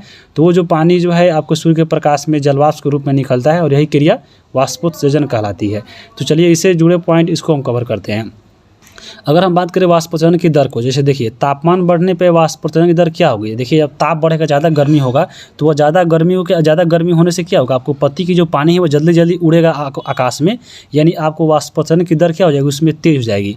दिन में वाष्पोत्सर्जन की दर जो होती है वो ज़्यादा होती है रात की अपेक्षा, क्योंकि दिन में क्या होता है, दिन में ज़्यादा आपको ताप निकलता है, यानी ज़्यादा धूप निकलता है, और धूप से क्या होगा, आपको पत्तियों का जो पानी है वो जल्दी जल्दी क्या होगा, वाष्प के रूप में ऊपर जाएगा। तो ये दिन में वाष्पोत्सर्जन की दर जो होती है वो ज़्यादा होती है, क्योंकि पौधे की जो पत्तियाँ होती है वह धूप में, उसके जो पत्तियों का जो पाया जाता है उसमें स्टोमेटा, जिसको हम लोग रंध्र बोलते हैं, वह खुला रहता है, जबकि ये रात में बंद रहता है, क्योंकि रात में प्रकाश जो है पृथ्वी पे नहीं आता है। उसके बाद देखिए रात में क्या होगा, तो रात में इसको घट जाती है। उसके बाद देखिए यहाँ पे गर्मी में क्या होगा, गर्मी में यह बढ़ जाता है, क्योंकि आपको ज़्यादा ताप पड़ेगा तो ज़्यादा आपका पानी का अवशोषण होगा, और ये ठंडे में क्या होता है, ठंडे में कम हो जाता है। उसी प्रकार देखिए अगर हवा बढ़ रहा है तो हवा में भी आपको क्या, ताप में आपको गर्मी पाया जाता है, तो इसका जो वाष्पोत्सर्जन का दर है ये भी बढ़ जाता है। हवा में आर्द्रता बढ़ने से, मान लीजिए अगर हवा में अगर आर्द्रता बढ़ गया, यानी ठंडा चीज़ बढ़ गया, तो वाष्पोत्सर्जन की दर होगी क्या होगी, वो घट जाएगी। तो ये चीज़ें आपको याद रखिएगा वाष्पोत्सर्जन से, जो आपके बुक में दिया गया था। अब हम चलिए इसको अभ्यास को कवर करते हैं। पहला इसमें क्वेश्चन है कि पौधे में जल, खनिज, लवण और पदार्थों का जो अवशोषण होता है किससे होता है। तो अभी हम बताएं, पौधों में जल और खनिज, लवण का जो अवशोषण होता है वह मूल रोम से होता है, तो वह मूल रोम हो जाएगा। जल एवं खनिज पदार्थों का संवहन खाली जगह ऊतक द्वारा होता है, तो अभी बताए हैं जल से क्या हो, जैसे जल, जैसे जाइलम, तो ये जाइलम के द्वारा होगा। पौधों में भोजन, देखिए भोजन हो गया यानी फूड हो गया, तो फ से फूड, और आपके फ से क्या होगा, यहाँ पे फ्लोएम ऊतक हो जाएगा। वाष्प के रूप में पत्तियों के जो जल होते हैं उत्सर्जित होते हैं, और ये आपको पत्तियों के किस भाग से होता है, तो पत्तियों में जो आपको स्टोमेटा होते हैं, जिसको हम लोग रंध्र बोलते हैं, तो रंध्र के माध्यम से जो है आपको पत्तियों का जो जल है वह उत्सर्जित होता है। किसकी उपस्थिति में, तो आपको रंध्र की उपस्थिति में, और रंध्र क्या करता है, तो प्रकाश की उपस्थिति में जल जो है आपको निकालता है। तो ये चीज़ें आप याद रखिएगा। अब यहाँ पे देखेंगे हम लोग 15 नंबर चैप्टर, और 15 नंबर बहुत इंपॉर्टेंट है, इसको हम लोग थोड़ा डिटेल में कवर करेंगे, क्योंकि आपका ये जो चैप्टर है बहुत आपको 8वां में भी पढ़ना है, और आपको फिर 9th में 10th में भी पढ़ना है। तो इसलिए यहाँ पे हम लोग एक ही बार में कवर कर ले रहे हैं, ताकि अगर आप 12th तक भी एग्जाम दे रहे हैं तो आपके लिए अब इंपॉर्टेंट होगा। चलिए हम यहाँ पे देखते हैं सबसे पहले अंतःश्वसन। अंतःश्वसन क्या होगा, यानी अंतः माने अंदर, यानी अंदर ली गई जो सांस होती है वो आपको कहलाती है अंतःश्वसन। जैसे देखिए यहाँ पे क्या है, तो ऑक्सीजन युक्त हवा जो है शरीर के अंदर ले जाने की क्रिया जो होती है वो कहलाती है आपको अंतःश्वसन। और उच्चश्वसन मतलब क्या होता है, यानी आपको अंदर से हवा बाहर निकालना। तो हवा जब हम बाहर निकालते हैं शरीर से, तो उसमें कार्बन डाइऑक्साइड होता है, इसलिए देखिए कार्बन डाइऑक्साइड युक्त शरीर से बाहर निकलने की जो क्रिया होती है वो उसको हम बोलते हैं उच्च श्वसन। तो ये अंतःश्वसन और उच्च श्वसन आप लोग समझ लिए होंगे। अब यहाँ पे देखिए अंतःश्वसन और जो उच्च श्वसन होता है वह एक यांत्रिक क्रिया है। इसमें हम लोग देखिए जब ले रहे हैं सांस तो ले रहे हैं, फिर छोड़ रहे तो छोड़ रहे हैं। लेकिन अगर हम बात करें श्वसन की, तो श्वसन में दोनों चीज़ें आ जाती है, और यहाँ पे एक रासायनिक परिवर्तन होता है। यानी यहाँ पे देखिए रासायनिक परिवर्तन का मतलब क्या हुआ, यानी आप सांस ले रहे हैं और दोनों छोड़ रहे हैं, तो उसमें एक नया पदार्थ बन रहा है और उसमें ऊष्मा उत्पन्न हो रहा है। इसलिए जो श्वसन जो है आपको एक रासायनिक अभिक्रिया है, यानी श्वसन लेना रासायनिक क्रिया है। तो ये चीज़ें आपको याद रखिएगा। अगर हम बात करें इसमें आगे भी जो पॉइंट दिया गया है कि अगर हम बात करें तो प्रकाश संश्लेषण जो होती है पौधे में, तो प्रकाश संश्लेषण क्रिया के फलस्वरूप क्या होता है, ऑक्सीजन मुक्त होता है। और यही जो ऑक्सीजन होता है हम लोग जो भी जीव है पृथ्वी पे वो आपको प्रयोग करता है, जैसे मनुष्य हो गया। और मनुष्य जो अगर हम बात करें तो मनुष्य क्या छोड़ता है, कार्बन डाइऑक्साइड छोड़ता है। और ये जो कार्बन डाइऑक्साइड है पेड़ पौधे लेकर अपना भोजन बनाते हैं। यानी आपको जो है यहाँ पे सीधे समझिए कि हम लोग जो कार्बन डाइऑक्साइड छोड़ रहे हैं वह पौधे लेकर, फिर पौधा छोड़ रहा है ऑक्सीजन, उसको हम लोग ले रहे हैं। यानी अगर हम बात करें तो इस प्रकार ऑक्सीजन और कार्बन डाइऑक्साइड जो है यहाँ पे पृथ्वी पे जो है इसका संतुलन बना रहता है। एक हम चीज़ दे रहे हैं आपको पेड़ को, और पेड़ हमको दे रहा है। यानी चलते हैं हम लोग अब आगे की बात करें। देखिए यहाँ पे श्वसन के बारे में लिखा गया है कि श्वसन जब होती है, जैसे मनुष्य में जो श्वसन होता है, तो मनुष्य के श्वसन में कौन कौन भाग लेते हैं, जैसे देखिए ग्लूकोज और ऑक्सीजन। तो ये जो ग्लूकोज आता है कहाँ से आता है, जैसे देखिए हम लोग जब भोजन करते हैं तो भोजन में जो पाचन होता है उसके माध्यम से हमारे शरीर में ग्लूकोज बनता है। और ग्लूकोज और आपके ऑक्सीजन जो हम लोग सांस के रूप में लिए हैं, तो ये दोनों मिलकर कार्बन डाइऑक्साइड जो है गैस बाहर निकालती है, साथ में जल निकलती है, और साथ में एनर्जी यानी जो ऊष्मा होती है वह निकलती है। तो ये आपको श्वसन क्रिया के दौरान जो है ये आपके बनता है। तो याद रखिएगा कि श्वसन के दौरान ग्लूकोज और ऑक्सीजन अभिक्रिया करके फिर कार्बन डाइऑक्साइड और फिर आपको जल में टूटता है, और जिस कारण जो है ऊर्जा का निर्माण होता है। और इसी ऊर्जा का जो प्रयोग है हम लोग दैनिक जीवन में करते हैं, यही आपको श्वसन के जो है दौरान ये घटना होती है। श्वसन की जो क्रिया होती है उसमें क्या होता है, श्वसन की क्रिया में ऑक्सीजन की उपस्थिति और आपके अनुपस्थिति ये दोनों में परिस्थितियों में होता है। तो याद रखिएगा जो श्वसन हम लोग लेते हैं चाहे वो ऑक्सीजन हो या ना हो, ऑक्सीजन की उपस्थिति में और ऑक्सीजन के अनुपस्थिति ये दोनों परिस्थितियों में संभव होता है, लेकिन उस दोनों में अंतर होता है। जैसे अगर हम बात करें देखिए उसी को हम लोग बोलते हैं ऑक्सीश्वसन। ऑक्सीश्वसन में क्या होता है तो यहाँ पे देखिए इसमें होता है कि जब श्वसन की क्रिया में ग्लूकोज का अपघटन ऑक्सीजन की उपस्थिति में होता है तो उसको हम लोग बोलते हैं ऑक्सीस्वीजन। ऑक्सीश्वसन यानी आपको इसमें क्या होता है तो ग्लूकोज जो है ऑक्सीजन की उपस्थिति में जब यहाँ पे श्वसन लेता है तो उसको हम लोग बोलते हैं ऑक्सीश्वसन। और फिर आपका यहीं जो है कार्बन डाइऑक्साइड छोड़ता है, जल और उष्मा, जल और ऊर्जा छोड़ता है, और ये जो आपको ऊर्जा मिलती है 674 कैलोरी मिलती है। तो इसको हम लोग बोलते हैं क्या तो ऑक्सीश्वसन, क्योंकि ये ऑक्सीजन के उपस्थिति में हो रहा है। जैसे यहाँ पे देखिए ऑक्सीश्वसन के फलस्वरूप कार्बन डाइऑक्साइड, जल तथा ऊर्जा जो है यहाँ पे मुक्त हो रहा है, क्योंकि ऑक्सीजन की यहाँ पे आपका ऑक्सीजन की उपस्थिति में हो रहा है। और इस प्रकार जो श्वसन होता है उसको हम लोग उच्च वर्गीय पौधे और जंतुओं में होता है। तो ये चीज़ याद रखिएगा ऑक्सीश्वसन।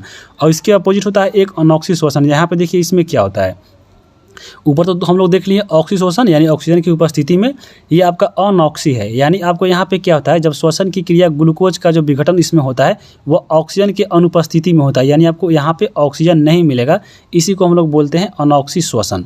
जैसे यहाँ पे देखिए ग्लूकोज है और ग्लूकोज यहाँ पे सीधे टूटता है, जैसे इथाइल अल्कोहल में टूटेगा। और मान लीजिए अगर ऑक्सीजन नहीं मिल रहा है तो आपके शरीर में जो ग्लूकोज है वह इथाइल अल्कोहल बनेगा, कार्बन डाइऑक्साइड बनेगा और आपके फिर यहाँ पे ऊर्जा मुक्त होगा। लेकिन यहाँ पे देखिए आपको जब यहाँ पे ऑक्सीजन जब आप नहीं ले रहे हैं तो यहाँ पे जो ऊर्जा मिल रही है हम लोग को वो यहाँ पे कम मिल रही है, लेकिन जब हम लोग ऑक्सीश्वसन लिए हैं तो वहाँ पे ऊर्जा ज़्यादा मिल रही थी। तो यहाँ पे ये चीज़ें फ़र्क होती है।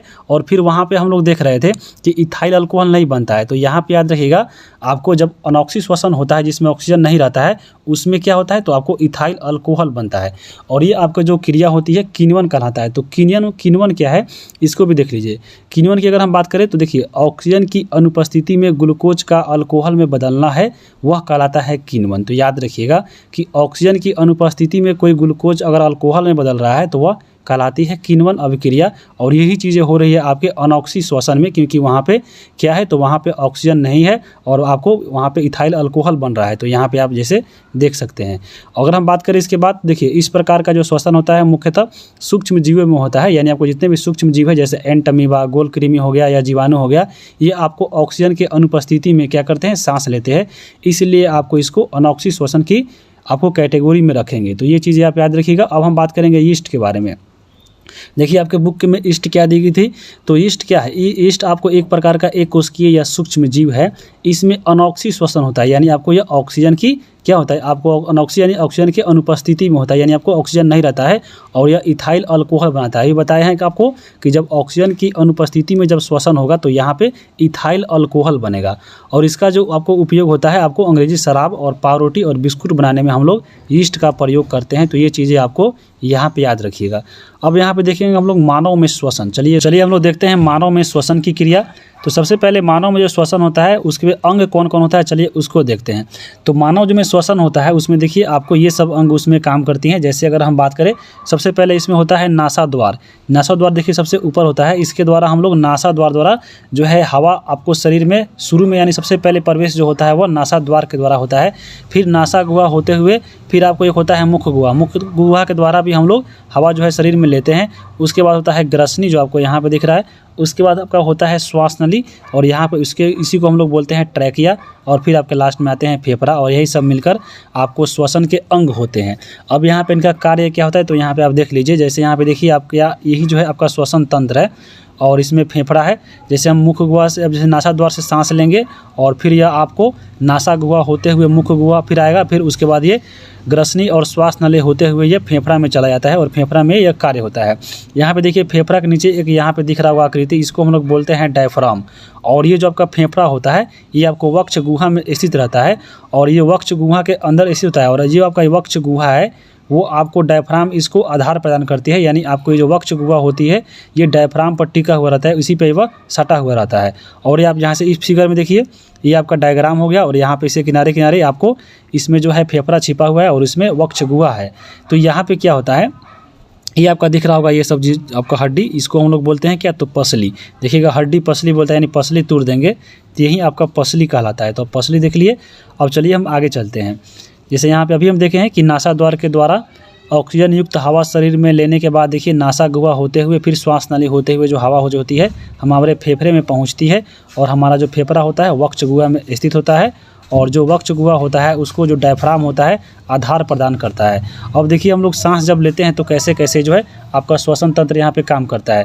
जैसे हम देखिए सबसे पहले बात करें अंतःश्वसन की। अंतःश्वसन मतलब क्या हुआ, यानी शरीर के अंदर जब हम लोग सांस ले रहे हैं ऑक्सीजन युक्त, तो यहाँ पर जब देखिएगा सांस लेकर आप देखिए अंदर जब आप सांस ले रहे हैं तो उस दौरान थोड़ा फील कीजिए। सांस जब लीजिएगा देखिएगा जो आपका डायफ्राम है वह नीचे चला जाएगा। आप सांस लेकर आप जो सांस है अंदर लेकर देखिए, सांस जब अंदर लेते हैं तो आपको फेफड़ा में थोड़ा जगह चाहिए, तो जब यह जगह जब इसमें जाएगा तो आपको जो नीचे जो है आपका डायफ्राम है वो थोड़ा नीचे चला जाता है, वो क्योंकि वो फैल जाता है फेफड़ा।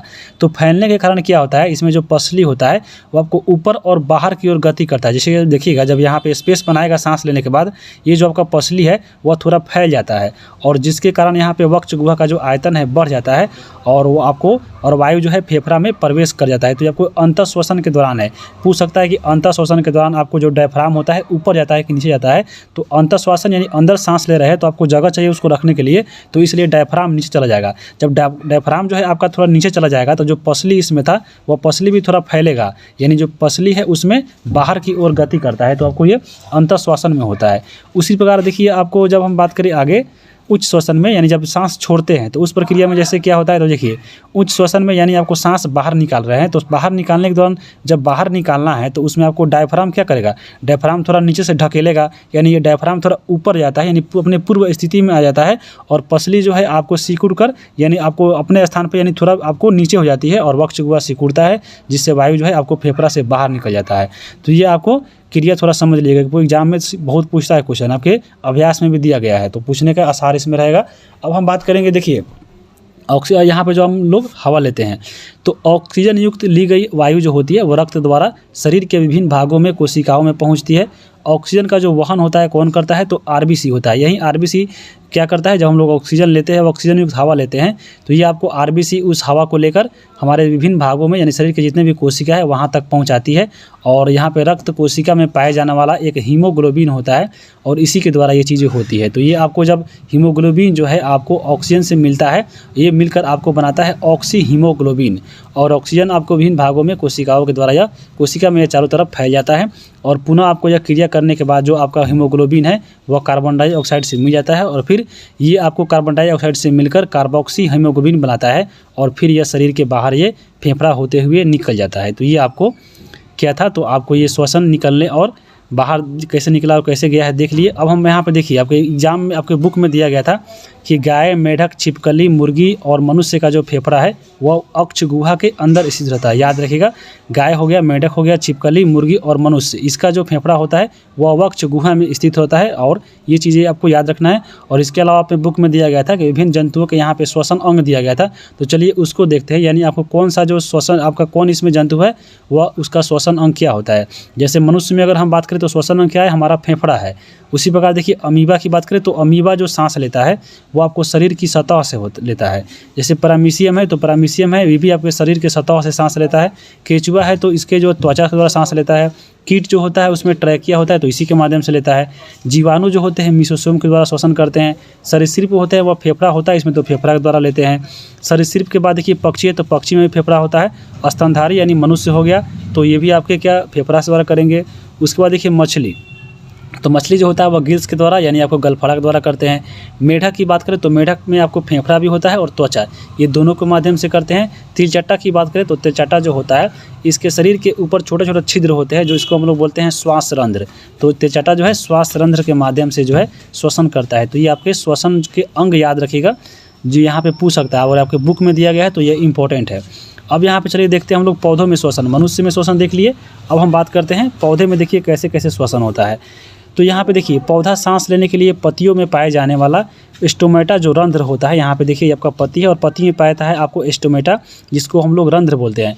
इसी के माध्यम से जो है आपका पौधा जो है इसमें सांस लेता है। तो कैसे लेता है देखिए, ये जो इस स्टोमेटा पाया जाता है आपको पत्तियों में, ये ऑक्सीजन और कार्बन डाइऑक्साइड की गैसों का इसी में से विनिमय आपको आदान प्रदान होते रहता है। इसी के माध्यम से पौधों में श्वसन होता है। पौधों में प्रकाश संश्लेषण की क्रिया से क्या होता है, तो कार्बन डाइऑक्साइड लेते हैं और ये ऑक्सीजन बाहर निकालते हैं और फिर ऑक्सीजन जो है आपके जीव जंतु यानी मनुष्य लेते हैं। अगर हम बात करें रात्रि में, देखिए रात्रि में जब प्रकाश संश्लेषण की क्रिया नहीं होती है, क्योंकि रात में तो प्रकाश निकलेगा नहीं, तो प्रकाश संश्लेषण नहीं होता है। तो यहाँ पे रात्रि में जब प्रकाश संश्लेषण की क्रिया नहीं होती है तो ऑक्सीजन की मात्रा जो है वातावरण में कम हो जाती है, क्योंकि पौधे आपके ऑक्सीजन नहीं देते हैं, तो ऑक्सीजन की मात्रा कम हो ही जाएगी और जिसके कारण वृक्ष के नीचे जो है सांस लेने में दिक्कत होता है और गर्मी भी ज़्यादा होती है। इसलिए सलाह दिया जाता है कि रात में वृक्ष के नीचे नहीं सोना चाहिए, क्योंकि वृक्ष जो है उस समय आपके प्रकाश संश्लेषण की क्रिया नहीं करती है, तो उस समय क्या होता है आपको ऑक्सीजन जो है वह नहीं छोड़ती है। तो ये चीज़ें आपको याद रखनी है। अब इसके बाद चलते हैं आगे हम लोग देखेंगे अध्याय 16 और 16 में है प्रकाश चैप्टर, जो बहुत इंपॉर्टेंट है। प्रकाश की बात करें तो सबसे पहले प्रकाश जो है सीधी रेखा में गमन करती है और इसकी जो चर्चा सबसे पहले की गई थी वह की गई थी ऑप्टिका बुक में। ऑप्टिका जो बुक आई थी वह 300 ईसा पूर्व में आई थी और इसकी जो रचना किए गए थे वो किया गया था यूक्लिड के द्वारा। तो यूक्लिड ने रचना किया था ऑप्टिका का और इसी बुक में लिखा गया था सबसे पहले कि प्रकाश जो होती है वह सीधी रेखा में गमन करती है। उसके बाद यहाँ पे देखिए प्रकाश का परिवर्तन हम लोग देखते हैं। प्रकाश की परिवर्तन की बात करें, देखिए चमकदार सतह द्वारा प्रकाश की दिशा में बदलाव जो होती है उसको हम लोग प्रकाश का परिवर्तन बोलते हैं। जैसे यहाँ पे देखिए प्रकाश का परिवर्तन का यहाँ पे आपको उदाहरण दिया गया है। ये आपका चमकदार सतह है, चमकदार सतह पर देखिए प्रकाश यहाँ पे पड़ रहा है और यहाँ पे प्रकाश पड़ने के बाद इसकी दिशा यहाँ पे बदल जाती है। तो ये चीज़ें कहलाती है प्रकाश के परिवर्तन, यानी प्रकाश जो है टकराने के बाद अगर दिशा इधर उधर हो जाता है तो उसको हम लोग बोलते हैं प्रकाश का परिवर्तन। अब यहाँ पे देखिए कोई भी जो पॉलिश किया हुआ या अथवा आपको चमकदार सतह है वह दर्पण की भांति कार्य करता है। मान लीजिए आप काठ ही है तो काठ को पेंट कर लिए और देखिए आप धूप में दिखाइए तो वहाँ पे जो है आपका प्रकाश का परिवर्तन होता है, यानी आपको प्रकाश जो है वहाँ पड़ने के बाद आपको उसका देखिएगा दूसरे जगह परिवर्तन, यानी दूसरी जगह वह विचलित होता है, तो आपको प्रकाश का परिवर्तन हो गया। अगर हम बात करेंगे वास्तविक प्रतिबिंब और काल्पनिक प्रतिबिंब का, तो यहाँ पे देखिए जिस वस्तु को आप जो प्रतिबिंब बढ़ता है तो यहाँ पे जिसे पर्दा पर प्राप्त किया जा सके वो आपको कहलाते हैं वास्तविक प्रतिबिंब, यानी वैसा प्रतिबिंब जिसे हम लोग पर्दे पे प्राप्त कर सके तो वो कहलाते हैं वास्तविक, और जिसे हम लोग पर्दे पे प्राप्त नहीं कर सकते हैं वह कहलाते हैं कौन, तो आपके काल्पनिक प्रतिबिंब। तो ये वास्तविक और काल्पनिक में थोड़ा फर्क याद रखिएगा। आगे हम देखेंगे समतल दर्पण। समतल दर्पण की बात करें तो यहाँ पे समतल दर्पण में प्रतिबिंब कैसे बनता है, तो देखिए ये आपका समतल दर्पण है। समतल दर्पण में देखिए क्या होता है, तो आपको पूरा पीछे यानी प्लेन होता है और एक तरफ पूरा आपका कलई किया रहता है और दूसरी तरफ इसका परावर्तक सतह होता है, यानी इधर से प्रकाश जाएगा तो इस पर टकराएगा और फिर ये ऐसे वापस आ जाएगा। तो ये होता है समतल दर्पण। समतल दर्पण की बात करें तो देखिए यहाँ इसका जो प्रतिबिंब होता है वह सीधा बनता है, काल्पनिक बनता है और ये आभासी बनता है और वस्तु के बराबर आकार का बनता है और ये पार्श्व उल्टा बनता है। जैसे आपको इसका उदाहरण के ले लेते हैं, अब आपका घर में जो शीशा होता है उसमें जब देखिएगा मुंह आपका तो आपको वो सीधा उसमें फिगर आपको इधर बनेगा और ये काल्पनिक बनेगा, क्योंकि उसको हम लोग काल्पनिक बनेगा यानी सामने देख रहे हैं, ओरिजिनल तो बना नहीं, यानी वो आभासी हो गया। वस्तु के बराबर यहाँ पे देखिएगा, जितना आप देखिएगा थोड़ा इतना बराबर उतना ही आपको बराबर दिखाई देगा और पार्श्व उल्टा दिखाई देगा। जैसे देखिएगा आप शीशा में, तो शीशा में देखिएगा आपका मान लीजिए इधर से आप मुँह करके देख रहे हैं तो आपका जो इधर आपका जो दायां हाथ है उसमें आपको बायां हाथ दिखाई देता है, तो आपको यही होता है पार्श्व उल्टा। तो ये समझ लीजिए। अब हम देखेंगे समतल दर्पण में, देखिए आपके बुक में दिया गया था कि समतल दर्पण में दर्पण से जो वस्तु की दूरी होती है वह प्रतिबिंब की दूरी समान होती है। जैसे यहाँ पे देखिए ये आपका दर्पण है और यहाँ पे देखिए चेस बोर्ड है, तो चेस बोर्ड पर देखिए यहाँ पे जो बना हुआ है फिगर रखा हुआ है वस्तु उसका प्रतिबिंब आपको दर्पण में यहाँ बन रहा है। तो यहाँ से दर्पण के बीच में जो दूरी है दोनों वस्तु के बीच में वो बराबर होती है। तो यही आपको इसके माध्यम से बताना था। अब यहाँ पे देखिए हम लोग दर्पण के बारे में बात करें तो एक होता है गोलीय दर्पण। समतल दर्पण हम लोग देखें, अब हम देखेंगे गोलीय दर्पण। गोलीय दर्पण की बात करें तो ये दो होते हैं, एक आपके अवतल दर्पण, दूसरे होते हैं उत्तल दर्पण। तो अवतल दर्पण देखिए कैसा होता है, तो अवतल दर्पण आपको यहाँ पे फिगर देख सकते हैं, ये ऐसे होता है अवतल दर्पण और यहाँ से इसके चारों तरफ कलई कर दिया जाता है, यानी आपको पेंट कर दिया जाता है और यहाँ पे ये जो आपका इधर वाला भाग है ये आपको परावर्तक सतह होता है, यानी आपको यहाँ से प्रकाश पड़ेगा तो वह टकराता है और वो क्या होता है तो परावर्तित होता है, इसलिए इसको हम लोग इसको अवतल दर्पण बोलते हैं। जैसे यहाँ पे उसी प्रकार यहाँ पे उत्तल दर्पण देखिएगा तो उत्तल दर्पण आपको ऐसे होता है और इसके अंदर से कलई कर दिया जाता है और ये बाहर वाला जो हिस्सा होता है यहाँ पे आपको प्रकाश पड़ने से जो है यहाँ पे परावर्तन होता है, तो ये परावर्तक सतह हो गया। जैसे यहाँ पे देखिए परावर्तक सतह क्या है, तो आपको जहाँ से प्रकाश टकराने के बाद परावर्तित होती है वहीं कहलाता है परावर्तक सतह। तो ये हमको अवतल दर्पण की अगर हम बात करें, देखिए जिस दर्पण का बाहरी सतह कलई हो, यानी आपको बाहरी सतह, ये आपको गोलीय दर्पण का ये भाग है और ये बाहरी सतह, तो बाहरी सतह जिसको कलई किया गया हो यानी पेंट किया गया हो और इसका भीतरी सतह चमकीला हो, यानी ये जो का भीतर से वाला सतह है वह चमकीला है, उसे हम लोग बोलते हैं अवतल दर्पण। तो बाहर से पेंट और अंदर से धंसा हुआ हो और वो आपका क्या हो, अंदर से धंसा हुआ हो और ये क्या हो तो चमकीला हो, जिसे प्रकाश परिवर्तित हो, वही कहलाता है आपके अवतल दर्पण। उसी प्रकार अगर हम बात करें उत्तल दर्पण का, तो जिस गोलीय दर्पण का भीतरी सतह कलई हो, जैसे देखिए ये आपका उत्तल दर्पण ये भीतर से आपको ये भीतर से क्या हुआ कलई किया हो, और ये जो का बाहर वाला हिस्सा हो यहाँ से प्रकाश आपको चमकीला हो, यानी प्रकाश यहाँ से टकराने के बाद जो है परिवर्तन के बाद यहाँ से टकराने के बाद ये बाहर चल जाता है, तो ये कहलाती है उत्तल दर्पण। तो अवतल उत्तर समझ लिए। अब यहाँ पे देखिए सबसे पहले हम लोग अवतल दर्पण के उपयोग देखते हैं। तो अवतल दर्पण का जो उपयोग होता है यहाँ पे दाढ़ी बनाने में करते हैं। आपके टीएनटी का जो डॉक्टर होता है, जैसे आँख कान नाक देखने वाले, उसका प्रयोग करते हैं। दांत के डॉक्टर भी इसका प्रयोग करते हैं। उसके द्वारा देखिए गाड़ी की हेडलाइट में जो लगा रहता है, हेडलाइट में वही आपका अवतल दर्पण होता है, और इसमें सोलर कुकर का भी प्रयोग होता है किसमें तो अवतल दर्पण में। तो ये आपका अवतल दर्पण हो गया। उसी प्रकार हम बात करें इसमें उत्तल दर्पण में, तो देखिए उत्तल दर्पण का जो प्रयोग होता है हम लोग साइड मिरर के रूप में करते हैं। जैसे देखिएगा आपको सीट के बगल में जो देखिए 4 जगह में लगा रहता है गाड़ी साइड मिरर, उसमें आपको या बाइक में लगा रहता है जो साइड मिरर, वो आपका काम करता है उत्तल दर्पण। और इसमें प्रतिबिंब कैसे बनता है तो आपको वस्तु से छोटा बनता है, आभासी बनता है, पीछे बनता है, और ये सीधा वस्तु होता है, और ध्रुव और फोकस के ये बीच में बनता है उत्तल दर्पण पे। तो यहाँ पे अगर हम बात करें तो आपके इसमें जो बुक में दिया गया था 7वां के बुक में इतना ही दिया गया था। जब आप पढ़िएगा आगे 9th 10th में, तो उसमें आपको कहाँ पे कौन सा वस्तु रखने में प्रतिबिंब कैसा बनता है वहाँ पे दिखाया जाएगा। तो जब वो कवर किया जाएगा तो उसमें आपको कवर हो जाएगा। अब हम बात करते हैं लेंस का। लेंस की बात करें तो लेंस का जो उपयोग होता है हम लोग कहाँ करते हैं तो चश्मा में, दूरबीन में, कैमरा में आपको लेंस का उपयोग होता है। उसके बाद लेंस जो होता है वो 2 टाइप का होता है, यानी अवतल लेंस और एक आपके उत्तल लेंस। तो अवतल लेंस जो होता है यह वह लेंस जिसके किनारों की अपेक्षा बीच में जो है पतले प्रतीत हो, उससे हम लोग बोलते हैं अवतल लेंस। जैसे देखिए ये आपका किनारा हो गया, किनारे पर ये मोटा हो गया और ये बीच में क्या हो गया पतला हो गया है, तो ये इसको हम लोग बोलते हैं कि अवतल लेंस। और अवतल लेंस में जो प्रतिबिंब बनता है हमेशा सीधा और ये आपको आभासी और वस्तु से छोटा बनता है। यानी हम सीधे तौर पे अगर हम बात करें तो अवतल लेंस जो होता है आपको उत्तल जो दर्पण होता है उसका आपको अपोजिट मान सकते हैं। आपको देखिएगा सेम आपको मिलता जुलता चीज़ मिलेगा। तो आपको जब अवतल लेंस अगर पूछे तो आपको समझ में नहीं आ रहा है तो उत्तल दर्पण में जैसा आपको उत्तल दर्पण जो जैसा व्यवहार करता है आप उसको अवतल लेंस से यानी उल्टा से इसको आपको संबंध बनाना है। जैसे यहाँ पे अवतल लेंस है तो अवतल है तो यहाँ पे उत्तल यह दर्पण हो जाएगा। उसी प्रकार अगर हम बात करें आगे, जैसे देखिए आपको यहाँ पे उत्तल लेंस है तो ये अवतल दर्पण हो जाएगा, यहाँ पे वैसा ये व्यवहार करता है। तो आपको थोड़ा सा इसको भी समझ के चलिएगा तो आपको ये बहुत हेल्प करेगा। जैसे यहाँ पे देखिए हम बात करते हैं उत्तल लेंस का। उत्तल लेंस को ही बोलते हैं हम लोग आवर्धक लेंस, यानी इसमें बड़ा फिगर बनाता है। जैसे वह लेंस जो किनारों की अपेक्षा बीच में मोटे हो, जैसे देखिए यहाँ पे किनारे पे पतला है और बीच में यह मोटा हो गया है, तो ये हो गया आवर्धक लेंस और ये उत्तल लेंस हो गया। और इसका प्रतिबिंब देखिए वास्तविक और ये उल्टा बनता है। तो ये चीज़ें देख लिए। अब हम आगे बात करेंगे जो आपके बुक में दिया गया था बुक में कि सूर्य का जो प्रकाश होता है विभिन्न रंगों का मिश्रण होता है, यानी सूर्य का जो प्रकाश आती है विभिन्न रंगों के मिलने से बनी है। जैसे आपको इंद्रधनुष के बारे में पढ़ना था, तो इंद्रधनुष जो होता है आकाश में देखिएगा हमेशा सूर्य के विपरीत दिशा में निकलता है। देखिएगा जहाँ पे देखिए जब बारिश होता है तो देखिएगा आपको जब सूर्य जिस दिशा में होगा उसके अपोजिट साइड में हमेशा जो है इंद्रधनुष बनता है। और यह अनेक रंगों का एक बड़े छड़ जैसी होती है और एक बड़े धनुष जैसी यह दिखाई देती है। देखिएगा आपको जब निकलेगा इंद्रधनुष तो यहाँ पे देखिएगा आपको ये विभिन्न रंगों का है और ये धनुष के आकार की दिखाई देती है। तो ये आपको हो गया इंद्रधनुष। और उसके बाद एक और चीज़ पढ़ना था कि श्वेत रंग। तो श्वेत रंग जो होती है वह 7 रंगों से मिलकर बनी होती है। जो यहाँ पे देखिए जब प्रिज्म से गुजारा जाता है आपको वाइट जब श्वेत प्रकाश को, तो ये 7 रंगों में आपको बढ़ जाती है, जिसको हम लोग विबग्योर बोलते हैं। यहाँ पे इतना ही दिया गया था कि श्वेत प्रकाश जो है 7 रंगों में मिलकर बढ़ जाता है। यानी आपको ये चीज़ें याद रखिएगा। जैसे इसमें जब इसको पढ़िएगा डिटेल में तो विबग्योर आएगा, तो आपको जब पढ़िएगा 9th या 10th का तो उसमें पूरा डिटेल में आगे कवर होगा। अब चलिए इसको हम चलते हैं इसके अभ्यास की ओर।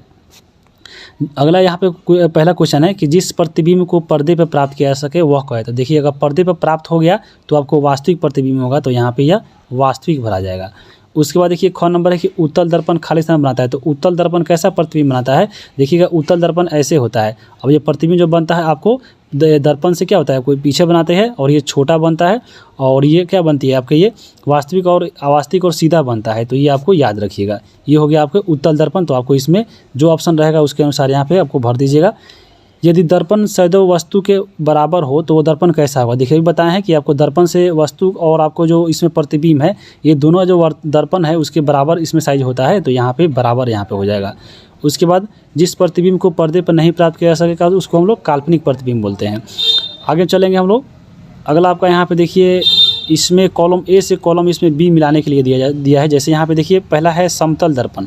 तो समतल दर्पण जो होता है आपको इसमें मिलाना है। तो यहाँ पे देखिए समतल दर्पण को हम लोग मिलाएंगे किससे, तो यहाँ पे आपको समतल दर्पण में कैसा प्रतिबिंब बनता है, देखिए जिसमें आपको वस्तु जो है आपको आकार दोनों बराबर बनता है। जैसे देखिए सीधा इसमें दिया है वस्तु के आकार के प्रतिबिंब बनता है, यानी जहाँ पे वस्तु जितने साइज का है उतना ही आकार का उसका प्रतिबिंब बनता है। तो वैसा बनता है आपको समतल दर्पण में। तो क आपको मिल जाएगा यहाँ पे 2 में। उसके बाद देखिए उत्तल दर्पण। उत्तल दर्पण की बात करें तो उत्तल दर्पण में कैसा बनता है आपका फिगर, तो उत्तल दर्पण में यहाँ पे आपको जब देखे थे तो ये उत्तल दर्पण जो होता है वह उस उत्तल दर्पण को हम लोग आवर्धक लेंस बोलते हैं। तो ये आवर्धक लेंस की भांति कार्य करता है। तो यहाँ पे 2 का यहाँ पे 5 हो जाएगा। ग की बात करें तो ग आपको जो है ग में है अवतल दर्पण।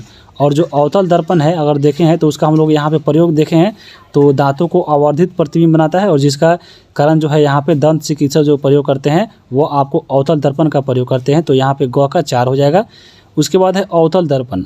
अवतल दर्पण की अगर बात करें तो यहाँ पे यह कैसा फिगर बनाता है, देखिएगा उल्टा आवर्धित और प्रतिबिंब जो है आवर्धित प्रतिबिंब बनाता है, यानी आपके वस्तु से यह बड़ा प्रतिबिंब बनाता है और उल्टा भी बनाता है। उसके बाद यहाँ पे अगला है उत्तल दर्पण, यानी 4 नंबर। उत्तल दर्पण जो देखिएगा वह सीधा और वस्तु के आकार का जो है वो आपको वस्तु से छोटा हमेशा बनता है उत्तल दर्पण में। तो आपको ये वस्तु से आकार का छोटा और ये सीधा फिगर बनाता है उत्तल दर्पण। तो ये 4 का 3 हो जाएगा। तो यहाँ पे आपको मिलान करने के लिए देख लीजिएगा, यहाँ पे आपको ये थोड़ा समझ में नहीं आया होगा, आपको रटने वाला चीज़ हो गया होगा, क्योंकि ये सब क्लियर चीज़ होती है आपको फिगर बनाने के बाद। तो फिगर बनाने वाला जो है आपको इस बुक अगर हम बात करें तो 8वां में नहीं पढ़ना है, आपको जब 9th 10th का होगा उसमें पढ़ना है। तो ये देख लीजिए। अब हम चलिए आगे चलते हैं 17 नंबर। 17 नंबर में है पौधों में प्रजनन। तो पौधों में प्रजनन की अगर बात करें तो पौधों में प्रजनन यानी पौधा जो है प्रजनन, यानी प्रजनन मतलब होता है जनन करना, यानी अपने जैसे एक नए पौधा को बनाना यानी जन्म देना। तो उसी को हम लोग बोलते हैं जनन, यानी जनकों के द्वारा अपने जैसी संतान उत्पत्ति करना जो होती है वह जनन कहलाती है। तो पौधों में जो जनन होता है वह पौधे के भाग से होता है। जैसे देखिए पौधे के कौन कौन से भाग है जिससे नए पौधे का जन्म लेता है। जैसे देखिए जड़ है, जड़ से नया पौधा दूसरा पौधा बनता है, तना से भी बनता है, पत्ती से भी बनता है, कली से भी और बीज से भी बनता है।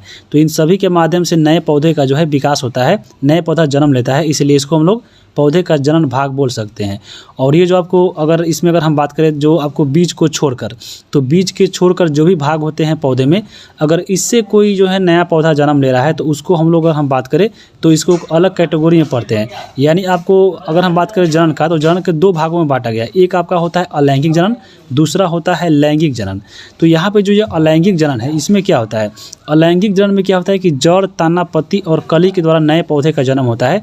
जबकि लैंगिक जनन में बात करें तो इसमें क्या होता है, इसमें आपको बीज के द्वारा नए पौधे का जन्म होता है। यही आपका अंतर है। अगर बीज के द्वारा अगर जन्म हो रहा है नया पौधा तो आपको लैंगिक जनन हो जाएगा, और अलैंगिक जनन में क्या होगा, यानी बीज को छोड़कर अगर कहीं से दूसरे अगर जगह से अगर पौधे का जो है नया जन्म लेता है तो वो आपको अलैंगिक जनन कहलाता है। तो ये आप देख लिए। अब हम चलिए यहाँ पे अलैंगिक जनन को थोड़ा डिटेल में कवर करते हैं। जैसे यहाँ पे बुक में दिया गया था आपके कि अलैंगिक जनन देखिए कहाँ कहाँ से किस किस पौधे में होता है। जैसे देखिए गुलाब में होता है क्योंकि अगर हम बात करें गुलाब का, देखिएगा गुलाब में जो है आपको बीज नहीं रोपा जाता है।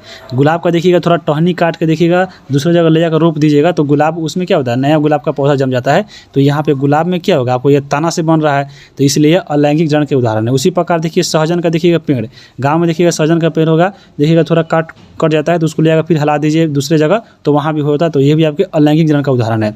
उसी प्रकार देखिए नींबू हो गया, अमरूद का पेड़, नींबू और अमरूद का जो पेड़ होता है उसको कलम तैयार किया जाता है। जैसे देखिएगा आपको कलम तैयार किया जाता है, उसको प्रयोगशाला इसमें जो आपको नर्सरी होता है उसमें कलम के रूप में इसको तैयार करके फिर बेचा जाता है। तो ये आपका ये भी अलैंगिक जनन हो गया। उसी प्रकार देखिए मनी प्लांट हो गया, आलू हो गया। मनी प्लांट के देखिए मनी प्लांट जो होता है आपको पानी में सीधे तोड़ कर ले आकर रख देता है और उसी में जड़ आ जाता है। तो ये आपको मनी प्लांट भी क्या हो गया, अलैंगिक जनन हो गया। आलू में देखिएगा, आलू देखिएगा आपको काट के, आलू देखिए काट दिया जाता है और उसमें जो आँख रहता है इसी को हम लोग बोलते हैं कायिक भाग। तो इसी के भाग से वह नया पौधा जन्म लेता है। उसी प्रकार गन्ना में देखिए, गन्ना यहाँ पे काट दिया जाता है और बीच में आपका जो यहाँ पे जोड़ रहता है उसी से यहाँ पे आँख निकलता है और वहीं से नए पौधे का जन्म होता है। उसी प्रकार देखिए हल्दी का भी वही हाल है, अदरक भी होता है उसमें भी अलैंगिक जनन होता है। उसी प्रकार यहाँ पे एक याद रखना एक और उदाहरण कि ब्रायोफाइलम की पत्तियाँ जो होती है उसमें उपस्थित कली से नए पौधे बनते हैं। तो यहाँ पे आप देख सकते हैं कि पत्ती की जो कली होती है उससे भी आपको नए पौधे जन्म लेते हैं और वो आपका पौधा है ब्रायोफाइलम का। तो यहाँ पे जैसे आप यहाँ पे देख सकते हैं फोटो में आपका यही ब्रायोफाइलम है और देखिए इसके पत्ती से ही नए पौधे का जन्म हो रहा है। तो आपको पत्ती से भी नए पौधे का जन्म होता है और यह पत्ती से हो रहा है तो ये आपको क्या हो गया, तो आपको ये कायिक यानी आपको ये अलैंगिक जनन हो गया। तो ये आपको याद रखिएगा। अब हम बात करेंगे मुकुलन में। मुकुलन की बात करें तो इसमें भी अलैंगिक जनन होता है। और ये कैसे होता है, तो मुकुलन का जो होता है इसको हम लोग बोलते हैं बडिंग। और ये ईस्ट और हाइड्रा में जो है आपको मुकुलन विधि से यहाँ पे प्रजनन होता है। जैसे यहाँ पे आप देख सकते हैं यही ईस्ट है। यहाँ पे देखिए ईस्ट कोशिका में छोटी छोटी बल्ब जैसी रचना होती है जिसे हम लोग मुकुल बोलते हैं। और मुकुल विकसित होकर नए जो है आपका कोशिका बनाती है जिससे नया मुकुलन का निर्माण होता है। जैसे देखिए आपको ये क्या हो रहा है, आपको एक पूरा आपका एक है, यहाँ पे देखिए एक नया अलग से हट रहा है, फिर हटने के बाद देखिए एक और कमज़ोर हो गया और यहाँ पे पूरा हटते हटते ये क्या होता है, एक अलग भाग बन जाता है और यही कहलाता है बडिंग यानी मुकुलन। तो ये भी एक प्रकार का क्या होता है, आपको अलैंगिक जनन ही है। उसके बाद देखिए लेयरिंग। लेयरिंग क्या होता है, जैसे देखिए आपको यहाँ पे गाँव देहात में देखते होंगे कि एक यहाँ पे देखिए पौधा एक रोपा गया है और एक इसका जो डंटा है देखिएगा आपको आके मिट्टी में सड़ जाता है। तो उसको यहाँ पे देखिए मिट्टी में सटा कर फिर इसका जो है इसका फुनगी जो है बाहर निकाल देते हैं और इस पर हम लोग मिट्टी से ढक देते हैं।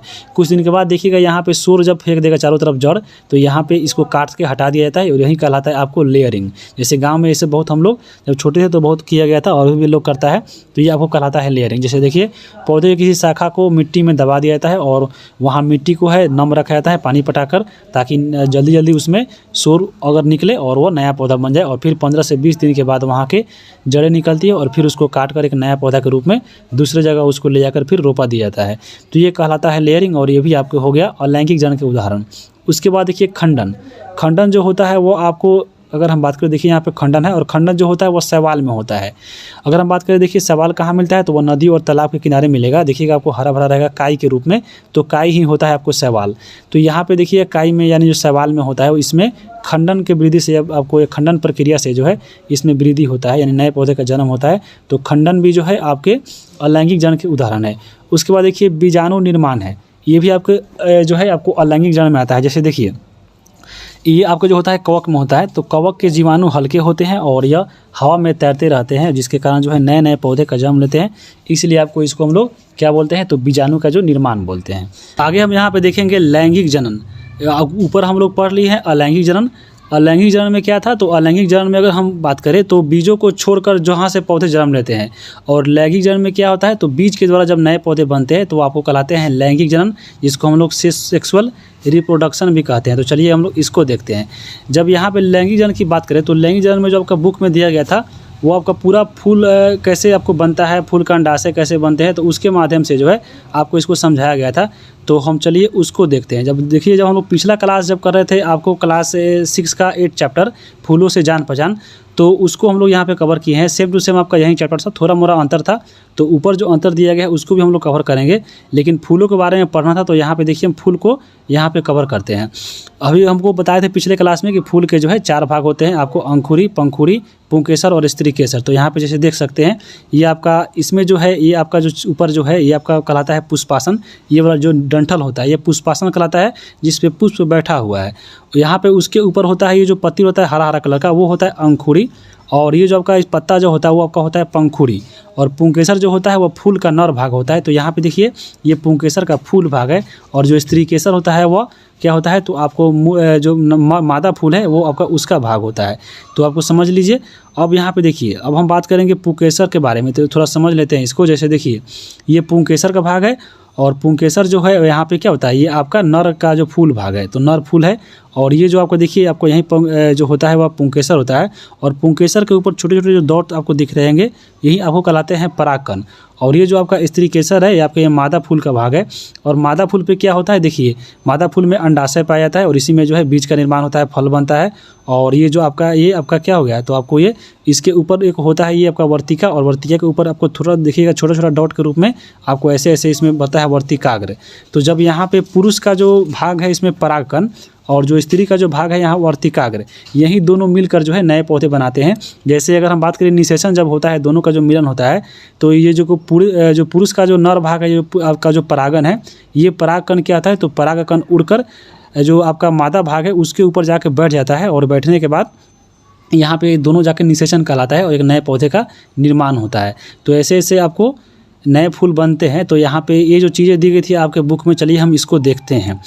यहाँ पे देखिए नर और मादा जब फूल दोनों मिलते हैं तो यहाँ पे मिलने से जाइगोट का निर्माण होते हैं। और अभी हम पढ़े हैं कि आपको परागकण क्या होता है। तो परागकण जो होता है क्या होता है, आपको जो नर फूल होता है उसके ऊपर जो छोटा छोटा डॉट होता है उसको हम लोग बोलते हैं परागकण। तो यहाँ पे परागकण वो हो जाएगा, लेकिन यहाँ पे ये आपको यहाँ पे परागकण नहीं होगा, ये परागन होगा। तो परागन की क्रिया क्या होती है, यानी आपको परागकण जब वर्तिकाग्र पर जाके बैठता है, वह स्थानांतरण होता है, तो उसे हम लोग परागन बोलते हैं। यानी यहाँ पे सही लिखा हुआ है, यहाँ पे परागन होगा। तो अब परागन देख लिए। अब हम बात करेंगे निषेचन का। तो अभी देखें कि नर एवं मादा का युग्मकों का मिलना निषेचन कहलाता है। और लैंगिक जनन की बात करें तो यहाँ पे लैंगिक जनन भी नहीं होगा, यहाँ पे थोड़ा मिस्टेक हो गया है, यहाँ पे फल होगा। फल जो हो बनता है वह कैसे बनता है, तो निषेचन के बाद देखिएगा जब बीजांड में जो है, बीजांड से बीज एवं अंडाशय से जब फल बनते हैं तो ये आपको कहलाते हैं फल। और फल जो होते हैं एक परिपक्व अंडाशय होते हैं, यानी आपको अंडाशय जब पूरा पक जाता है वहीं से आपको फल का निर्माण होता है। अब यहाँ पे आपके बुक में दिया गया था कि बीजों का प्रकीर्णन क्या होता है। तो बीजों का प्रकीर्णन की बात करें तो बीजों का एक जगह से दूसरे जगह स्थानांतरण जब होता है तो उसी को हम लोग बीजों का प्रकीर्णन बोलते हैं। यानी बीज एक जगह से दूसरे जगह चल गया, आपको हवा के माध्यम से चल जाता है, जल के द्वारा चल जाता है, या पक्षी के द्वारा चल जाता है, भेड़ बकरी के द्वारा चल जाता है, देखिएगा सटकर बीज सटकर इधर उधर, तो ये आपको स्थानांतरण हो गया एक से जगह से दूसरे जगह, तो यही कहलाता है बीजों का प्रकीर्णन। तो यहाँ पर आप उसको देख लिए। अब कैसे कैसे जो है युग्मनज और फूल बनता है, जिसको हम लोग आगे हम देखे, पीछे क्लास में भी देखे थे, लेकिन चलिए देख लेते हैं। देखिए परागकण वर्तिकाग्र पर पहुंचकर अंकुरित होते हैं, जिससे निषेचन कहते हैं। और इस दौरान जो है परागकण वर्तिकाग्र पर होते हुए अंडाशय में पहुंचती है, जहां पे बीजांड में घुसकर अपना अंश उसमें छोड़ देती है। और पराग नलिका में दो नर युग्मक होते हैं, जिसमें से एक मादा युग्मक के साथ मिलकर युग्मनज बनाता है, जिसको हम जाइगोट बोलते हैं। और इसी के विकास से जो है भ्रूण बनता है और फिर एक नए पौधे का निर्माण होता है। तो ये आपको पौधे के बारे में था। अब यहाँ पे देखिए पौधे से जो इम्पोर्टेंट पॉइंट है, जैसे दिया है कि पूर्ण फूल किसे बोलते हैं, तो वह फूल जिसमें पंखुड़ी, अंकुरी और पुंकेसर और स्थिकेसर, यानी आपको जो मुख्य भाग था फूल का, चार जो अंग था, वो अगर मिलकर एक फूल बनता है तो समझ लीजिए आपका वह पूर्ण फूल है। और अपूर्ण फूल क्या है, तो ये आपका जो चार चीज़ें हैं, अगर इसमें से एक भी चीज़ उसमें नहीं है तो वह कहलाता है अपूर्ण फूल। उसी बात देखिए यहाँ पे है आपका एक लिंगी फूल। एक लिंगी फूल कैसा कहलाता है, आपको मालूम होगा दो लिंग होता है आपका, स्त्रीलिंग और पुल्लिंग। यानी आपको ऐसा अपूर्ण फूल जिसमें आपको पुंकेसर या स्त्रीकेसर में से केवल कोई भी एक नहीं हो। जैसे पुंकेसर क्या है, आपको स्त्री का भाग है, और पुंकेसर जो है आपको नर फूल का भाग है, और स्त्रीकेसर जो है वह मादा का है। तो इस दोनों में से समझ लीजिए एक नहीं है, तो यहाँ पे एक ही बचेगा, यानी एक लिंगी फूल हो जाएगा। उसी प्रकार नर फूल की बात करें तो नर फूल क्या है, तो वैसा फूल जिसमें केवल पुंकेसर हो या स्त्रीकेसर हो, उसी को हम लोग बोलते हैं नर फूल। तो ये भी याद रखिए, केवल पुंकेसर हो यानी स्त्रीकेसर नहीं हो, क्योंकि जब नर फूल बोल रहा है तो आपको उसमें केवल नर वाला भाग होगा। नर वाला भाग कौन होता है, तो पुंकेसर होता है। यानी जिसमें पुंकेसर हो वहीं आपके नर फूल होगा, और जिसमें स्त्रीकेसर केवल हो और उसमें पुंकेसर नहीं हो तो आपके मादा फूल होते हैं। तो जैसे मादा फूल देख सकते हैं। उसी प्रकार देखिए द्विलिंगी फूल। द्विलिंगी फूल यानी आपके दोनों लिंग इसमें शामिल हो, यानी पुंकेसर भी हो और स्त्रीकेसर भी हो, ये दोनों मिले तो आपके द्विलिंगी हो जाते हैं। और अलिंगी क्या हो गया, यानी इसमें ना स्त्रीकेसर हो ना पुंकेसर हो, ये दोनों में से कोई नहीं हो तो वो आपको अलिंगी हो जाएगा। तो यहाँ पे आप इसको देख लिए। अब हम इसके चलते हैं अभ्यास पे। अभ्यास में देखिए पहला क्वेश्चन है कि पौधों का जनन अंग क्या है। तो पौधा जो है आपका जनन किससे करता है, तो यहाँ पे अभी हम देखें जो पौधा का जनन अंग होता है, आप इसमें ऑप्शन पढ़िए। आपको जड़ है, तना है, फूल है, पत्ती है। तो यहाँ पे जनन अंग अगर हम बात करें तो यहाँ पे सभी हो जाएगा, क्योंकि तना से भी नए पौधे बनते हैं, जड़ से भी बनते हैं, फूल से भी बनते हैं, और ये पत्ती से भी नए पौधे बनते हैं। तो ये पौधों के लिए जनन अंग होगा, ये सभी इसका आंसर हो जाएगा। उसके बाद देखिए अगला है कि परागकण का वर्तिकाग्र पर स्थानांतरण क्या कहलाता है। तो परागकण जब वर्तिकाग्र पर पहुँचता है तो उसको हम लोग परागन बोलते हैं। तो यहाँ पे परागन हो गया। परिपक्व होने पर भ्रूण विकसित होकर क्या बदल जाता है, तो परिपक्व होकर जो भ्रूण होता है वह फल में बदल जाता है। तो यहाँ पे ऑप्शन नंबर 1 हो जाएगा। उसके बाद देखिए अगला यहाँ पे घ नंबर क्वेश्चन है कि नर एवं मादा युग्मक का मिलना क्या कहलाता है। तो नर और मादा दोनों जब मिलते हैं तो निषेचन कहलाता है। तो ऑप्शन नंबर यहाँ पे 2 हो जाएगा। अब हम बात करेंगे यहाँ पे देखिए खाली स्थान भरना है। पहला यहाँ पे है कि जनक पौधे के कायिक भागों से नए पौधे का उत्पन्न क्या कहलाता है। तो कायिक पौधे से जब देखिएगा, जब कायिक भाग से जब नया पौधा बनता है तो उसको हम लोग बोलते हैं कायिक वर्धन। यहाँ पे वह भी भरा जाएगा, या तो आंसर हो जाएगा कायिक आवर्धन। तो यहाँ पे कायिक इसको भर सकते हैं। जैसे पहला में क्या हो जाएगा, कायिक प्रवर्धन। इसको हम जब कायिक भागों से जन्म लेता है, जैसे देखिएगा आलू में जो इसका आँख होता है उसको हम लोग बोलते हैं कायिक। तो ये कायिक भाग से अगर जन्म ले रहा है, नया पौधा जब बन जा रहा है तो हम लोग उसको कायिक प्रवर्धन बोलते हैं। तो यहाँ पे कायिक प्रवर्धन भर सकते हैं। ख नंबर दिया है कि जिन फूलों में केवल नर या केवल मादा हो तो क्या होगा, तो नर और केवल मादा दोनों में से एक ही हो, यानी एक ही लिंग उसमें हो तो आपको एक लिंगी फूल हो जाएगा। परागकोश से परागकणों का वर्तिकाग्र पर स्थानांतरण की क्रिया क्या कहलाती है? तो परागकोश से जब परागकण निकलता है और वर्तिकाग्र पर पहुंचा है तो उसको हम लोग बोलते हैं परागन। अभी बताए हैं आपको, ये परागन हो जाएगा। उसके बाद यहाँ पे देखिए नर एवं मादा युग्मकों का मिलने से क्या बनता है? तो जाइगोट बनता है, जिसको युग्मनज बोलते हैं। तो जाइगोट यहाँ पे या युग्मनज आप इसमें भर सकते हैं। उसके बाद देखिए यहाँ पे आपका 1 नंबरिया क्वेश्चन है, इसको छोड़ते हैं, चलते हैं हम लोग आखिरी चैप्टर पे। आखिरी आपका चैप्टर है अध्याय नंबर 18 और जंतुओं में रक्त परिसंचरण और उत्सर्जन। यहाँ पे दोनों चैप्टर है, तो चलिए इसको कवर करते हैं। इसको देखिए, इस पे पहला पॉइंट दिया गया है कि श्वसन क्रिया में निर्मित अपशिष्ट पदार्थ। तो श्वसन क्रिया में निर्मित अपशिष्ट पदार्थ क्या बनता है? तो आपको कार्बन डाइऑक्साइड बनता है, और ये कार्बन डाइऑक्साइड जो बनता है वह फेफड़ा तक पहुँचता है, और फेफड़ा में पहुँचकर उच्च श्वसन के द्वारा, यानी हम जब लोग सांस छोड़ते हैं तो वह बाहर निकल जाता है, और यह आपको जो कार्य होता है वह रक्त परिसंचरण के द्वारा ही होता है। तो ये रक्त परिसंचरण का कार्य होता है। और विश्राम अवस्था में देखिएगा, जब विश्राम अवस्था में जब रहेगा किसी व्यक्ति, जो स्वस्थ व्यक्ति है, उसके जो नाड़ी का जो स्पंदन होता है वह 72 से 80 आपको प्रति मिनट होता है। यानी 1 मिनट में देखिएगा उसका जो नाड़ी यहाँ पे देखिए जैसे नाप रहा है, यहाँ पे देखिएगा आप थोड़ा नस को दबाकर, तो आपको थोड़ा महसूस होगा आपको नाड़ी स्पंदन का, और वह 1 मिनट में 72 से 80 मिनट आपको 72 से 80 बार जो है 1 मिनट में यह स्पंदन करता है, यानी धड़कता है। तो यहाँ पे थोड़ा याद रखिएगा। यहाँ पे देखिए बात हो रहा है हृदय पढ़ना है, हृदय के बारे में। तो चलिए हम हृदय को पढ़ते हैं। हृदय जो होता है वक्ष गुहा में स्थित होता है, क्योंकि हम लोग जब फेफड़ा पढ़ रहे हैं तो उसमें भी देखें आपको, जब फेफड़ा आता है वह वक्ष गुहा के अंदर आता है, तो यहाँ पे हृदय भी उसी के अंदर आता है। और इसका जो अगर हम बात करें हृदय का आकार कैसे होता है, तो हृदय का आकार देखिएगा, अगर आप एक मुट्ठी जो है बंद करके देखिएगा तो आपको उसी के आकार को है जो है आपका ये जो है आपका हृदय दिखाई देता है। आपको एक मुट्ठी बंद कर लीजिए, उसी प्रकार का आपका क्या होता है? तो हृदय होता है, जो 4 कक्षा में विभक्त होता है। 4 कक्षा में कैसे कैसे विभक्त होता है, चलिए उसको देखते हैं। ये जो आपका यहाँ पे हृदय देख सकते हैं, जैसे हम हृदय पर अगर हम बात करें, जैसे देखिए यहाँ पे ये जो आपका हृदय है, देखिए यहाँ आपको ये 4 भागों में कैसे विभक्त है। आपको पूरा यह हृदय हो गया, और ये देखिए ऊपर के यहाँ पे इसे बांट लीजिए। जैसे ऊपर के देखिए यहाँ पे एक होगा दाया आलिंद, ये जो आपका ऊपर वाला भाग है ये दाया आलिंद हो जाएगा। उसके बाद यहाँ पे देखिए ये आपका है, इधर एक आपका है बायां अलिंद। तो ऊपर के जो 2 भाग होते हैं वो आपको अलिंद कहलाते हैं, और नीचे के जो 2 भाग होते हैं वो नीलय कहलाते हैं। जैसे देखिए ऊपर के 2 भाग ये आपके हो गए दायां अलिंद, और एक आपके हो गए बायां अलिंद। और फिर उसी प्रकार नीचे की बात करें तो ये आपका हो गया बायां नीलय, और नीचे आपका हो गया ये दायां नीलय। तो ये 4 कक्षों में जो है आपका हृदय जो है वह बटा रहता है। तो इसको देख लिए। अब हम यहाँ पे अगर हम बात करें हृदय के बारे में, तो ये आपको देख लीजिए कि ऊपर के जो 2 भाग होते हैं जिसको हम लोग अलिंद बोलते हैं, और इसमें दायां अलिंद और बायां अलिंद भाग बटा हुआ रहता है। और नीचे के जो 2 कक्ष होता है उसको हम लोग नीलय बोलते हैं, और ये भी 2 भागों में बटा रहता है, एक आपका दायां नीलय और दूसरा बायां नीलय में। तो यहाँ पे देखिए श्वसन क्रिया के दौरान कैसे कैसे ये क्रिया होती है, चलिए हम लोग उसको कवर करते हैं। तो श्वसन के दौरान जब ऑक्सीजन जो है फेफड़ा तक पहुँचती है, और रक्त इस ऑक्सीजन को शरीर के अन्य भागों में परिवहन करता है, साथ ही रक्त कोशिकाओं से कार्बन डाइऑक्साइड सहित अन्य अपशिष्ट पदार्थ को ले आता है, और जहां से यह फेफड़ा होते हुए कार्बन डाइऑक्साइड बाहर निकाल देता है। तो ये आप यहाँ पे समझ में होंगे, जब अब जो हम लोग ऑक्सीजन वाला जब हवा लेते हैं फेफड़ा में पहुँचता है, और वहीं जो है ऑक्सीजन जो है हमारा ब्लड में रहता है आरबीसी हीमोग्लोबिन, वहीं ले जाकर हमारे कोशिकाओं तक पहुँचाता है, और फिर जब उधर से वह आता है तो कार्बन डाइऑक्साइड लेकर आता है और हमारे फेफड़ों के माध्यम से बाहर छोड़ देता है। ये आपको श्वसन में जब हम ऊपर पढ़े थे तो यहाँ पे हम देख चुके थे।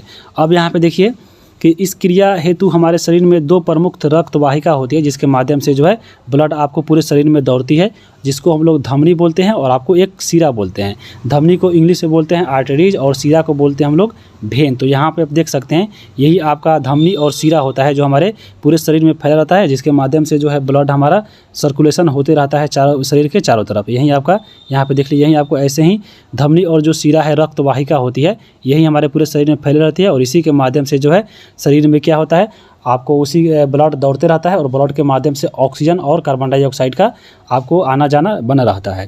तो ये आपको समझ लिए होंगे। अब हम बात करते हैं सबसे पहले धमनी की। तो धमनी की अगर हम बात करें तो धमनी जो होती है इसकी दीवारें मोटी और यह लचीली होती है। धमनी का कार्य क्या होता है, तो धमनी का कार्य होता है कि हृदय में जो रक्त होता है उसको शरीर के सभी विभिन्न भागों तक पहुंचाना, और ये धमनी जो रक्त पहुंचाता है शरीर के विभिन्न भागों तक, तो यह शुद्ध रक्त को पहुंचाता है। ये आपको पॉइंट याद रखिएगा। तो धमनी जो होता है वह शुद्ध रक्त को विभिन्न भागों तक ले जाता है, और इसी के अपोजिट में होता है आपको सीरा। लेकिन अगर धमनी पूछे तो धमनी याद रखिएगा, यह ऑक्सीजन युक्त रक्त यानी शुद्ध रक्त जो है वह शरीर के अंदर ले जाता है।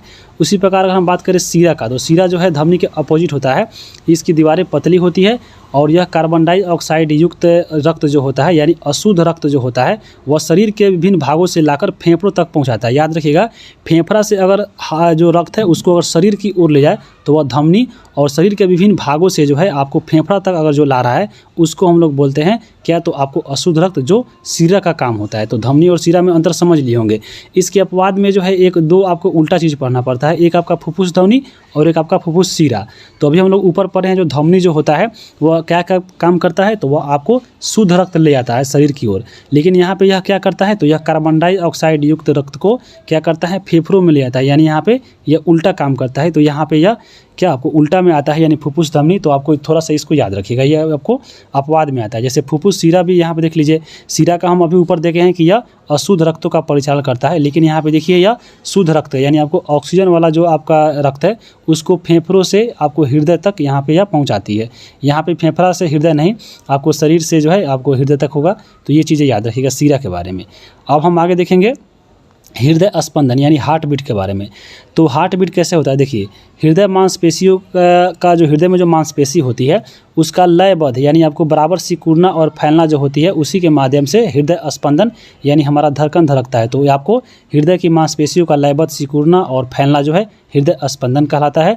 और हृदय स्पंदन को हम लोग किससे मापते हैं, तो आपको स्टेटोग्राफ से मापते हैं, स्टेटोस्कोप से मापते हैं, सॉरी स्टेटोस्कोप यहाँ पे आप देख सकते हैं, डॉक्टर के पास हमेशा रहता है और इसको आप लोग देखे भी होंगे। अब हम बात करेंगे रक्त परिसंचरण के बारे में। तो रक्त परिसंचरण की खोज किसने किया था, तो विलियम हार्वे द्वारा किया गया था। 1578 से 1657 तक ये विलियम हार्वे का जो है आपको जीवन रहा। और ये 1657 में यानी आपको 3 जून को जो है आपको विलियम हार्वे की मृत्यु हो गई थी। तो यहाँ पे इतना आपके बुक में दिया गया था रक्त परिसंचरण से, तो यहाँ पे याद रखिएगा। अब हम देखेंगे जंतुओं में देखिए उत्सर्जन कैसे होता है। तो जंतुओं में उत्सर्जन अंग की हम सबसे पहले बात करें तो फेफड़ा हो गया, यकृत हो गया, गुर्दा हो गया जिसको हम लोग किडनी बोलते हैं, या गुदा हो गया, मलमूत्र मल नली हो गया, और फिर आपके त्वचा हो गया। तो इसके माध्यम से जो है हमारे शरीर में जितने भी आपको अपशिष्ट पदार्थ है उसको हम लोग उत्सर्जित करते हैं। तो सबसे पहले चलिए इसको हम लोग इसमें जो पॉइंट दिया गया है उसको देखते हैं। तो मनुष्य में श्वसन के दौरान जो अपशिष्ट पदार्थ बनता है, कौन पदार्थ बनता है, तो वह कार्बन डाइऑक्साइड बनता है और ये निकलता है। तो ये आपको ये उत्सर्जन के रूप में काम करता है। हमारा जो है कार्बन डाइऑक्साइड निकल रहा है और इसको निकालता है कौन, तो आपको फेफड़ा। तो यहाँ पे फेफड़ा जो हो गया, फेफड़ा कार्य क्या होगा, आपका उत्सर्जी अंग हो गया और ये कार्बन डाइऑक्साइड को हमारे शरीर से बाहर निकाल रहा है। उसी प्रकार देखिए पाचन के दौरान अपचित भोजन जितने भी होते हैं उसको हम लोग अपशिष्ट पदार्थ के रूप में बाहर निकालते हैं। जैसे देखिएगा जो हमारा गुदा होता है उसी के माध्यम से जो है अपचित भोजन होता है वह बाहर निकल जाता है, जिसको हम लोग अपशिष्ट पदार्थ के रूप में देखते हैं। उसी प्रकार अगर हम बात करें किडनी का, तो किडनी का कार्य क्या होता है, तो देखिए यह रक्त को छानता है और रक्त को छानकर यूरिया में जो आपका नाइट्रोजन युक्त जो विषैला पदार्थ होता है उसको उत्सर्जन करता है। और किडनी का आकार कैसे होता है, तो देखिए किडनी का जो आकार होता है वह सेम के बीज के आकार का होता है। जैसे यहाँ पे देख सकते हैं यह सेम के बीज का आकार दिख रहा होगा और यही आपके किडनी के जैसा यह आकार होता है। और किडनी की अगर हम बात करें तो पर डे आपको 1100 से लेकर 2000 लीटर जो है आपका रक्त को यह छानने का कार्य करता है। मनुष्य में अगर हम बात करें रक्त, तो आपको ये 5 से 6 लीटर होता है, आपको ये NCERT बुक में दिया गया था। और अगर हम बात करें मनुष्य के मूत्र की बात करें तो मूत्र में याद रखिएगा 95% जल होता है, 2.5% यूरिया, 2.5% आपको अन्य अपशिष्ट पदार्थ होते हैं और यही आपको सब मिलकर मूत्र बने हुए रहते हैं। तो यहाँ पे ये चीज़ याद रखिएगा, मूत्र में 95% जल, 2.5% यूरिया होता है। अब हम बात करते हैं एक डायलिसिस के बारे में। डायलिसिस क्या है, तो डायलिसिस जो होता है एक प्रकार का कृत्रिम वृक्क होता है, यानी आपको यह वृक्क जैसे काम करता है, यानी रक्त छानता है, तो यह भी आपको रक्त छानने का काम करता है डायलिसिस। तो यह आपको ये मानव के द्वारा निर्मित है, इसलिए इसको कृत्रिम वृक्क बोलते हैं। और यह वृक्क खराब हो जाने पर या आपको चोट लग जाने पर यह जब निष्क्रिय हो जाता है आपका जो प्राकृतिक वृक्क है वो आपको हटा दिया जाता है और डायलिसिस मशीन के द्वारा उसके शरीर से जो है आपके पानी और निकाला जाता है। तो ये आपको हो गया डायलिसिस का कार्य। त्वचा की निचली परत पर श्वेत ग्रंथि होती है जिससे हम लोग पसीना हमारे शरीर से निकलता है। तो आपके त्वचा के अंदर एक ग्रंथि पाई जाती है जिसको हम लोग बोलते हैं श्वेत ग्रंथि, इसी के माध्यम से जो है आपके शरीर से पसीना निकलता है। तो याद रहेगा। और पसीना जो होती है उसमें जल और लवण होते हैं, इसलिए देखिएगा जब गर्मी में पसीना होता है तो आपको पसीने में जल और लवण होने के कारण देखिए कपड़े पर जो है आपका सफ़ेद चित्तीदार जो होता है बैठ जाता है, जिसको हम लोग देखिएगा आपको पूरा आड़े से पूरा घेर लेगा आपको। वह गर्मी के कारण होता है जिसमें पसीना आता है और पसीना में लवण और आपके जल होते हैं। अब यहाँ पे देखिए इसमें कुछ पॉइंट दिया गया आपके जो बुक से अलग दिया गया था कि जैसे हम लोग इस बुक पढ़ने के बाद क्या क्या सीखा है। तो रक्त एक तरल पदार्थ है जो जंतुओं के आरबीसी यानी आपको रक्त वाहिकाओं में प्रवाहित होती है। और हमारे रक्त में 2 प्रकार की कोशिका होती है, एक आपको आरबीसी और दूसरा डब्ल्यूबीसी। रक्त का जो लाल रंग होता है वह हीमोग्लोबिन के कारण होता है और रक्त का थक्का जमना उसमें उपस्थित प्लेटलेट्स के कारण होता है। देखिएगा जब ब्लड जांच होता है तो प्लेटलेट्स निकाल दिया जाता है ताकि वो खून जो है नहीं जमे। उसके बाद यहाँ पे देखिए हमारे शरीर में 2 प्रकार की रक्त वाहिका पाई जाती है, एक आपका धमनी और सिरा या आर्टरीज और वेन होता है जिसको हम लोग देख चुके हैं। और धमनी जो होती है वह ऑक्सीजन सहित यानी आपको शुद्ध रक्त जो होती है वो आपको फेफड़ों से आपको शरीर में ले आती है और इसी के उल्टा होती है आपका सिरा। तो ये चीज़ आपको देख ली। अब हम इसको अभ्यास को देखते हैं। पहला यहाँ पे क्वेश्चन है कि रक्त वह द्रव है जो जंतुओं के किस भाग में प्रवाहित होता है। तो रक्त आपका जो द्रव है वह किस भाग में प्रवाहित होता है, तो आपको रक्त वाहिका में बहता है। तो आपको ऑप्शन नंबर 1 हो जाएगा। उसके बाद है कि रक्त का लाल रंग किस वर्ण के कारण होता है। तो अभी देखे हैं रक्त में जो हीमोग्लोबिन होता है उसी कारण जो रक्त का रंग लाल होता है। ग नंबर क्वेश्चन है कि रक्त की वे कोशिकाएं जो रोगाणुओं को नष्ट करता है। तो इसमें क्या हो जाएगा, तो डब्ल्यूबीसी हो जाएगा। डब्ल्यूबीसी का काम क्या होता है, रोग प्रतिरोधक क्षमता यह बढ़ाता है। तो आपको डब्ल्यूबीसी हो जाएगा। घ नंबर है कि रक्त का थक्का बनना किस कोशिका की उपस्थिति के कारण होता है। तो प्लेटलेट्स के कारण होता है। तो ऑप्शन नंबर यहाँ पे 3 हो जाएगा। अब हम आगे देखेंगे 81 नंबर क्वेश्चन यहाँ पे है कि विश्राम की अवस्था में एक वयस्क व्यक्ति की जो नाड़ी स्पंदन होती है वह कितनी होती है। तो आपके दिया था 72 से 80। तो यहाँ पे आपका 72 दिया है, इसलिए यहाँ पे ऑप्शन नंबर 2 हो जाएगा। तो 2 नंबर में यहाँ पे देखिए खाली स्थानों को भरना। चलिए इसको देखते हैं। पहला यहाँ पे क्वेश्चन है कि वे रक्त वाहिनियाँ जो हृदय से ऑक्सीजन समृद्ध रक्त यानी आपको ऑक्सीजन युक्त यानी शुद्ध रक्त की बात हो रही है। तो शुद्ध रक्त को शरीर से सभी भागों तक पहुँचाती है। तो वह पहुँचाती है धमनी। तो यहाँ पे हम लोग धमनी देखे हैं, यह शुद्ध रक्त को शरीर तक पहुँचाती है, यह उनका धमनी हो जाएगा। और वे रक्त वाहिनियाँ जो कार्बन डाइऑक्साइड यानी आपको अशुद्ध रक्त को शरीर के सभी भागों से लाकर फेफड़ों में रखती है वह कहलाती है सीरा। तो यहाँ पे 2 नंबर में सीरा हो जाएगा। तीसरा नंबर है कि डॉक्टर हृदय धड़कन को मापने के लिए किसका प्रयोग करते हैं। तो वह स्टेथोस्कोप होगा। तो यहाँ पे स्टेथोस्कोप हो जाएगा। 4 नंबर है कि अपशिष्ट पदार्थों को शरीर से बाहर निकालने की क्रिया क्या कहलाती है। तो आपको अभी देखे हैं हम लोग उत्सर्जन कहलाता है। उसके बाद हमारे शरीर में लगभग कितना लीटर खून होता है। तो आपके बुक में दिया गया था 5 से 6 लीटर हो जाएगा। अब यहाँ पे देखिए, यहाँ पे इसमें सही गलत का निशान लगाना है। तो पहला यहाँ पे दिया गया है कि हमारा हृदय 4 कक्षों में विभक्त होता है। तो आपका यह सही होता है। आपका नीलय और आलिंद में होता है और दोनों को 2-2 भागों में बांटा गया है। तो दूसरा यहाँ पे क्वेश्चन है कि गुर्दे की आकृति गेंद जैसी होती है। तो गेंद जैसी नहीं होती है, यह सेम के बीज का आकार होता है। तो यहाँ पे गलत हो जाएगा। तीसरा है कि स्पंज और हाइड्रा जैसे जंतुओं में रक्त नहीं पाया जाता है। तो नहीं पाया जाता है, यह आपको सही है। चौथा है कि धमनी या ऑक्सीजन समृद्ध होती है। तो यह आप बताए थे कि धमनी जो है वह ऑक्सीजन युक्त आपको यानी आपको शुद्ध रक्त ले जाती है। तो ये भी आपका सही हो जाएगा। 5वां है सिराएं कार्बन डाइऑक्साइड विभिन्न होती है। तो आपकी ये गलत है। अब यहाँ पे देख लिए। अब हम आखिरी में देखिए चलते हैं मिलान करने। मिलान में देखिए पहला है यहाँ पे हम देखिए मिलान करते हैं। सबसे पहले जो हल्का है वहीं उठाइए। सबसे पहले देखिए विलियम हार्वे के बारे में पढ़े थे कि इन्होंने रक्त परिसंचरण की खोज की थी। तो यहाँ पे ये 3 नंबर हो जाएगा। डायलिसिस क्या करता है, तो कृत्रिम ब्रिक होता है जो रक्त को छानता है। तो ये 2 में चल जाएगा। स्टेथोस्कोप क्या करता है, तो ये आपको हृदय के धड़कन को मापता है। तो ये 4 हो जाएगा। अपशिष्ट पदार्थ क्या है, तो अपशिष्ट पदार्थ जो होता है आपके शरीर में यूरिया और लवण है। और धमनी सीरा क्या करता है, तो धमनी जो सीरा होता है वह रक्त वाहिका है, यानी हमारे शरीर में रक्त वाहिका का काम करता है धमनी और सीरा। तो ये आपको हो गया। अब यहाँ पे देखिए चैप्टर समाप्त हो गया है। तो यहाँ पे अगर हम बात करें पीडीएफ के बारे में, तो देखिए पीडीएफ जो है आपको क्या करना है, टेलीग्राम ज्वाइन कर लेना है और यहाँ पे लिखना है स्टूडेंट जरखाना। और उसके साथ अगर आप फेसबुक व्हाट्सएप पे है तो व्हाट्सएप पे इस नंबर से सेव करके आप वहाँ पे क्या करना है, तो पीडीएफ प्राप्त कर सकते हैं। तो वीडियो यही हम समाप्त करते हैं। वीडियो के लिए आप सभी को बहुत बहुत धन्यवाद।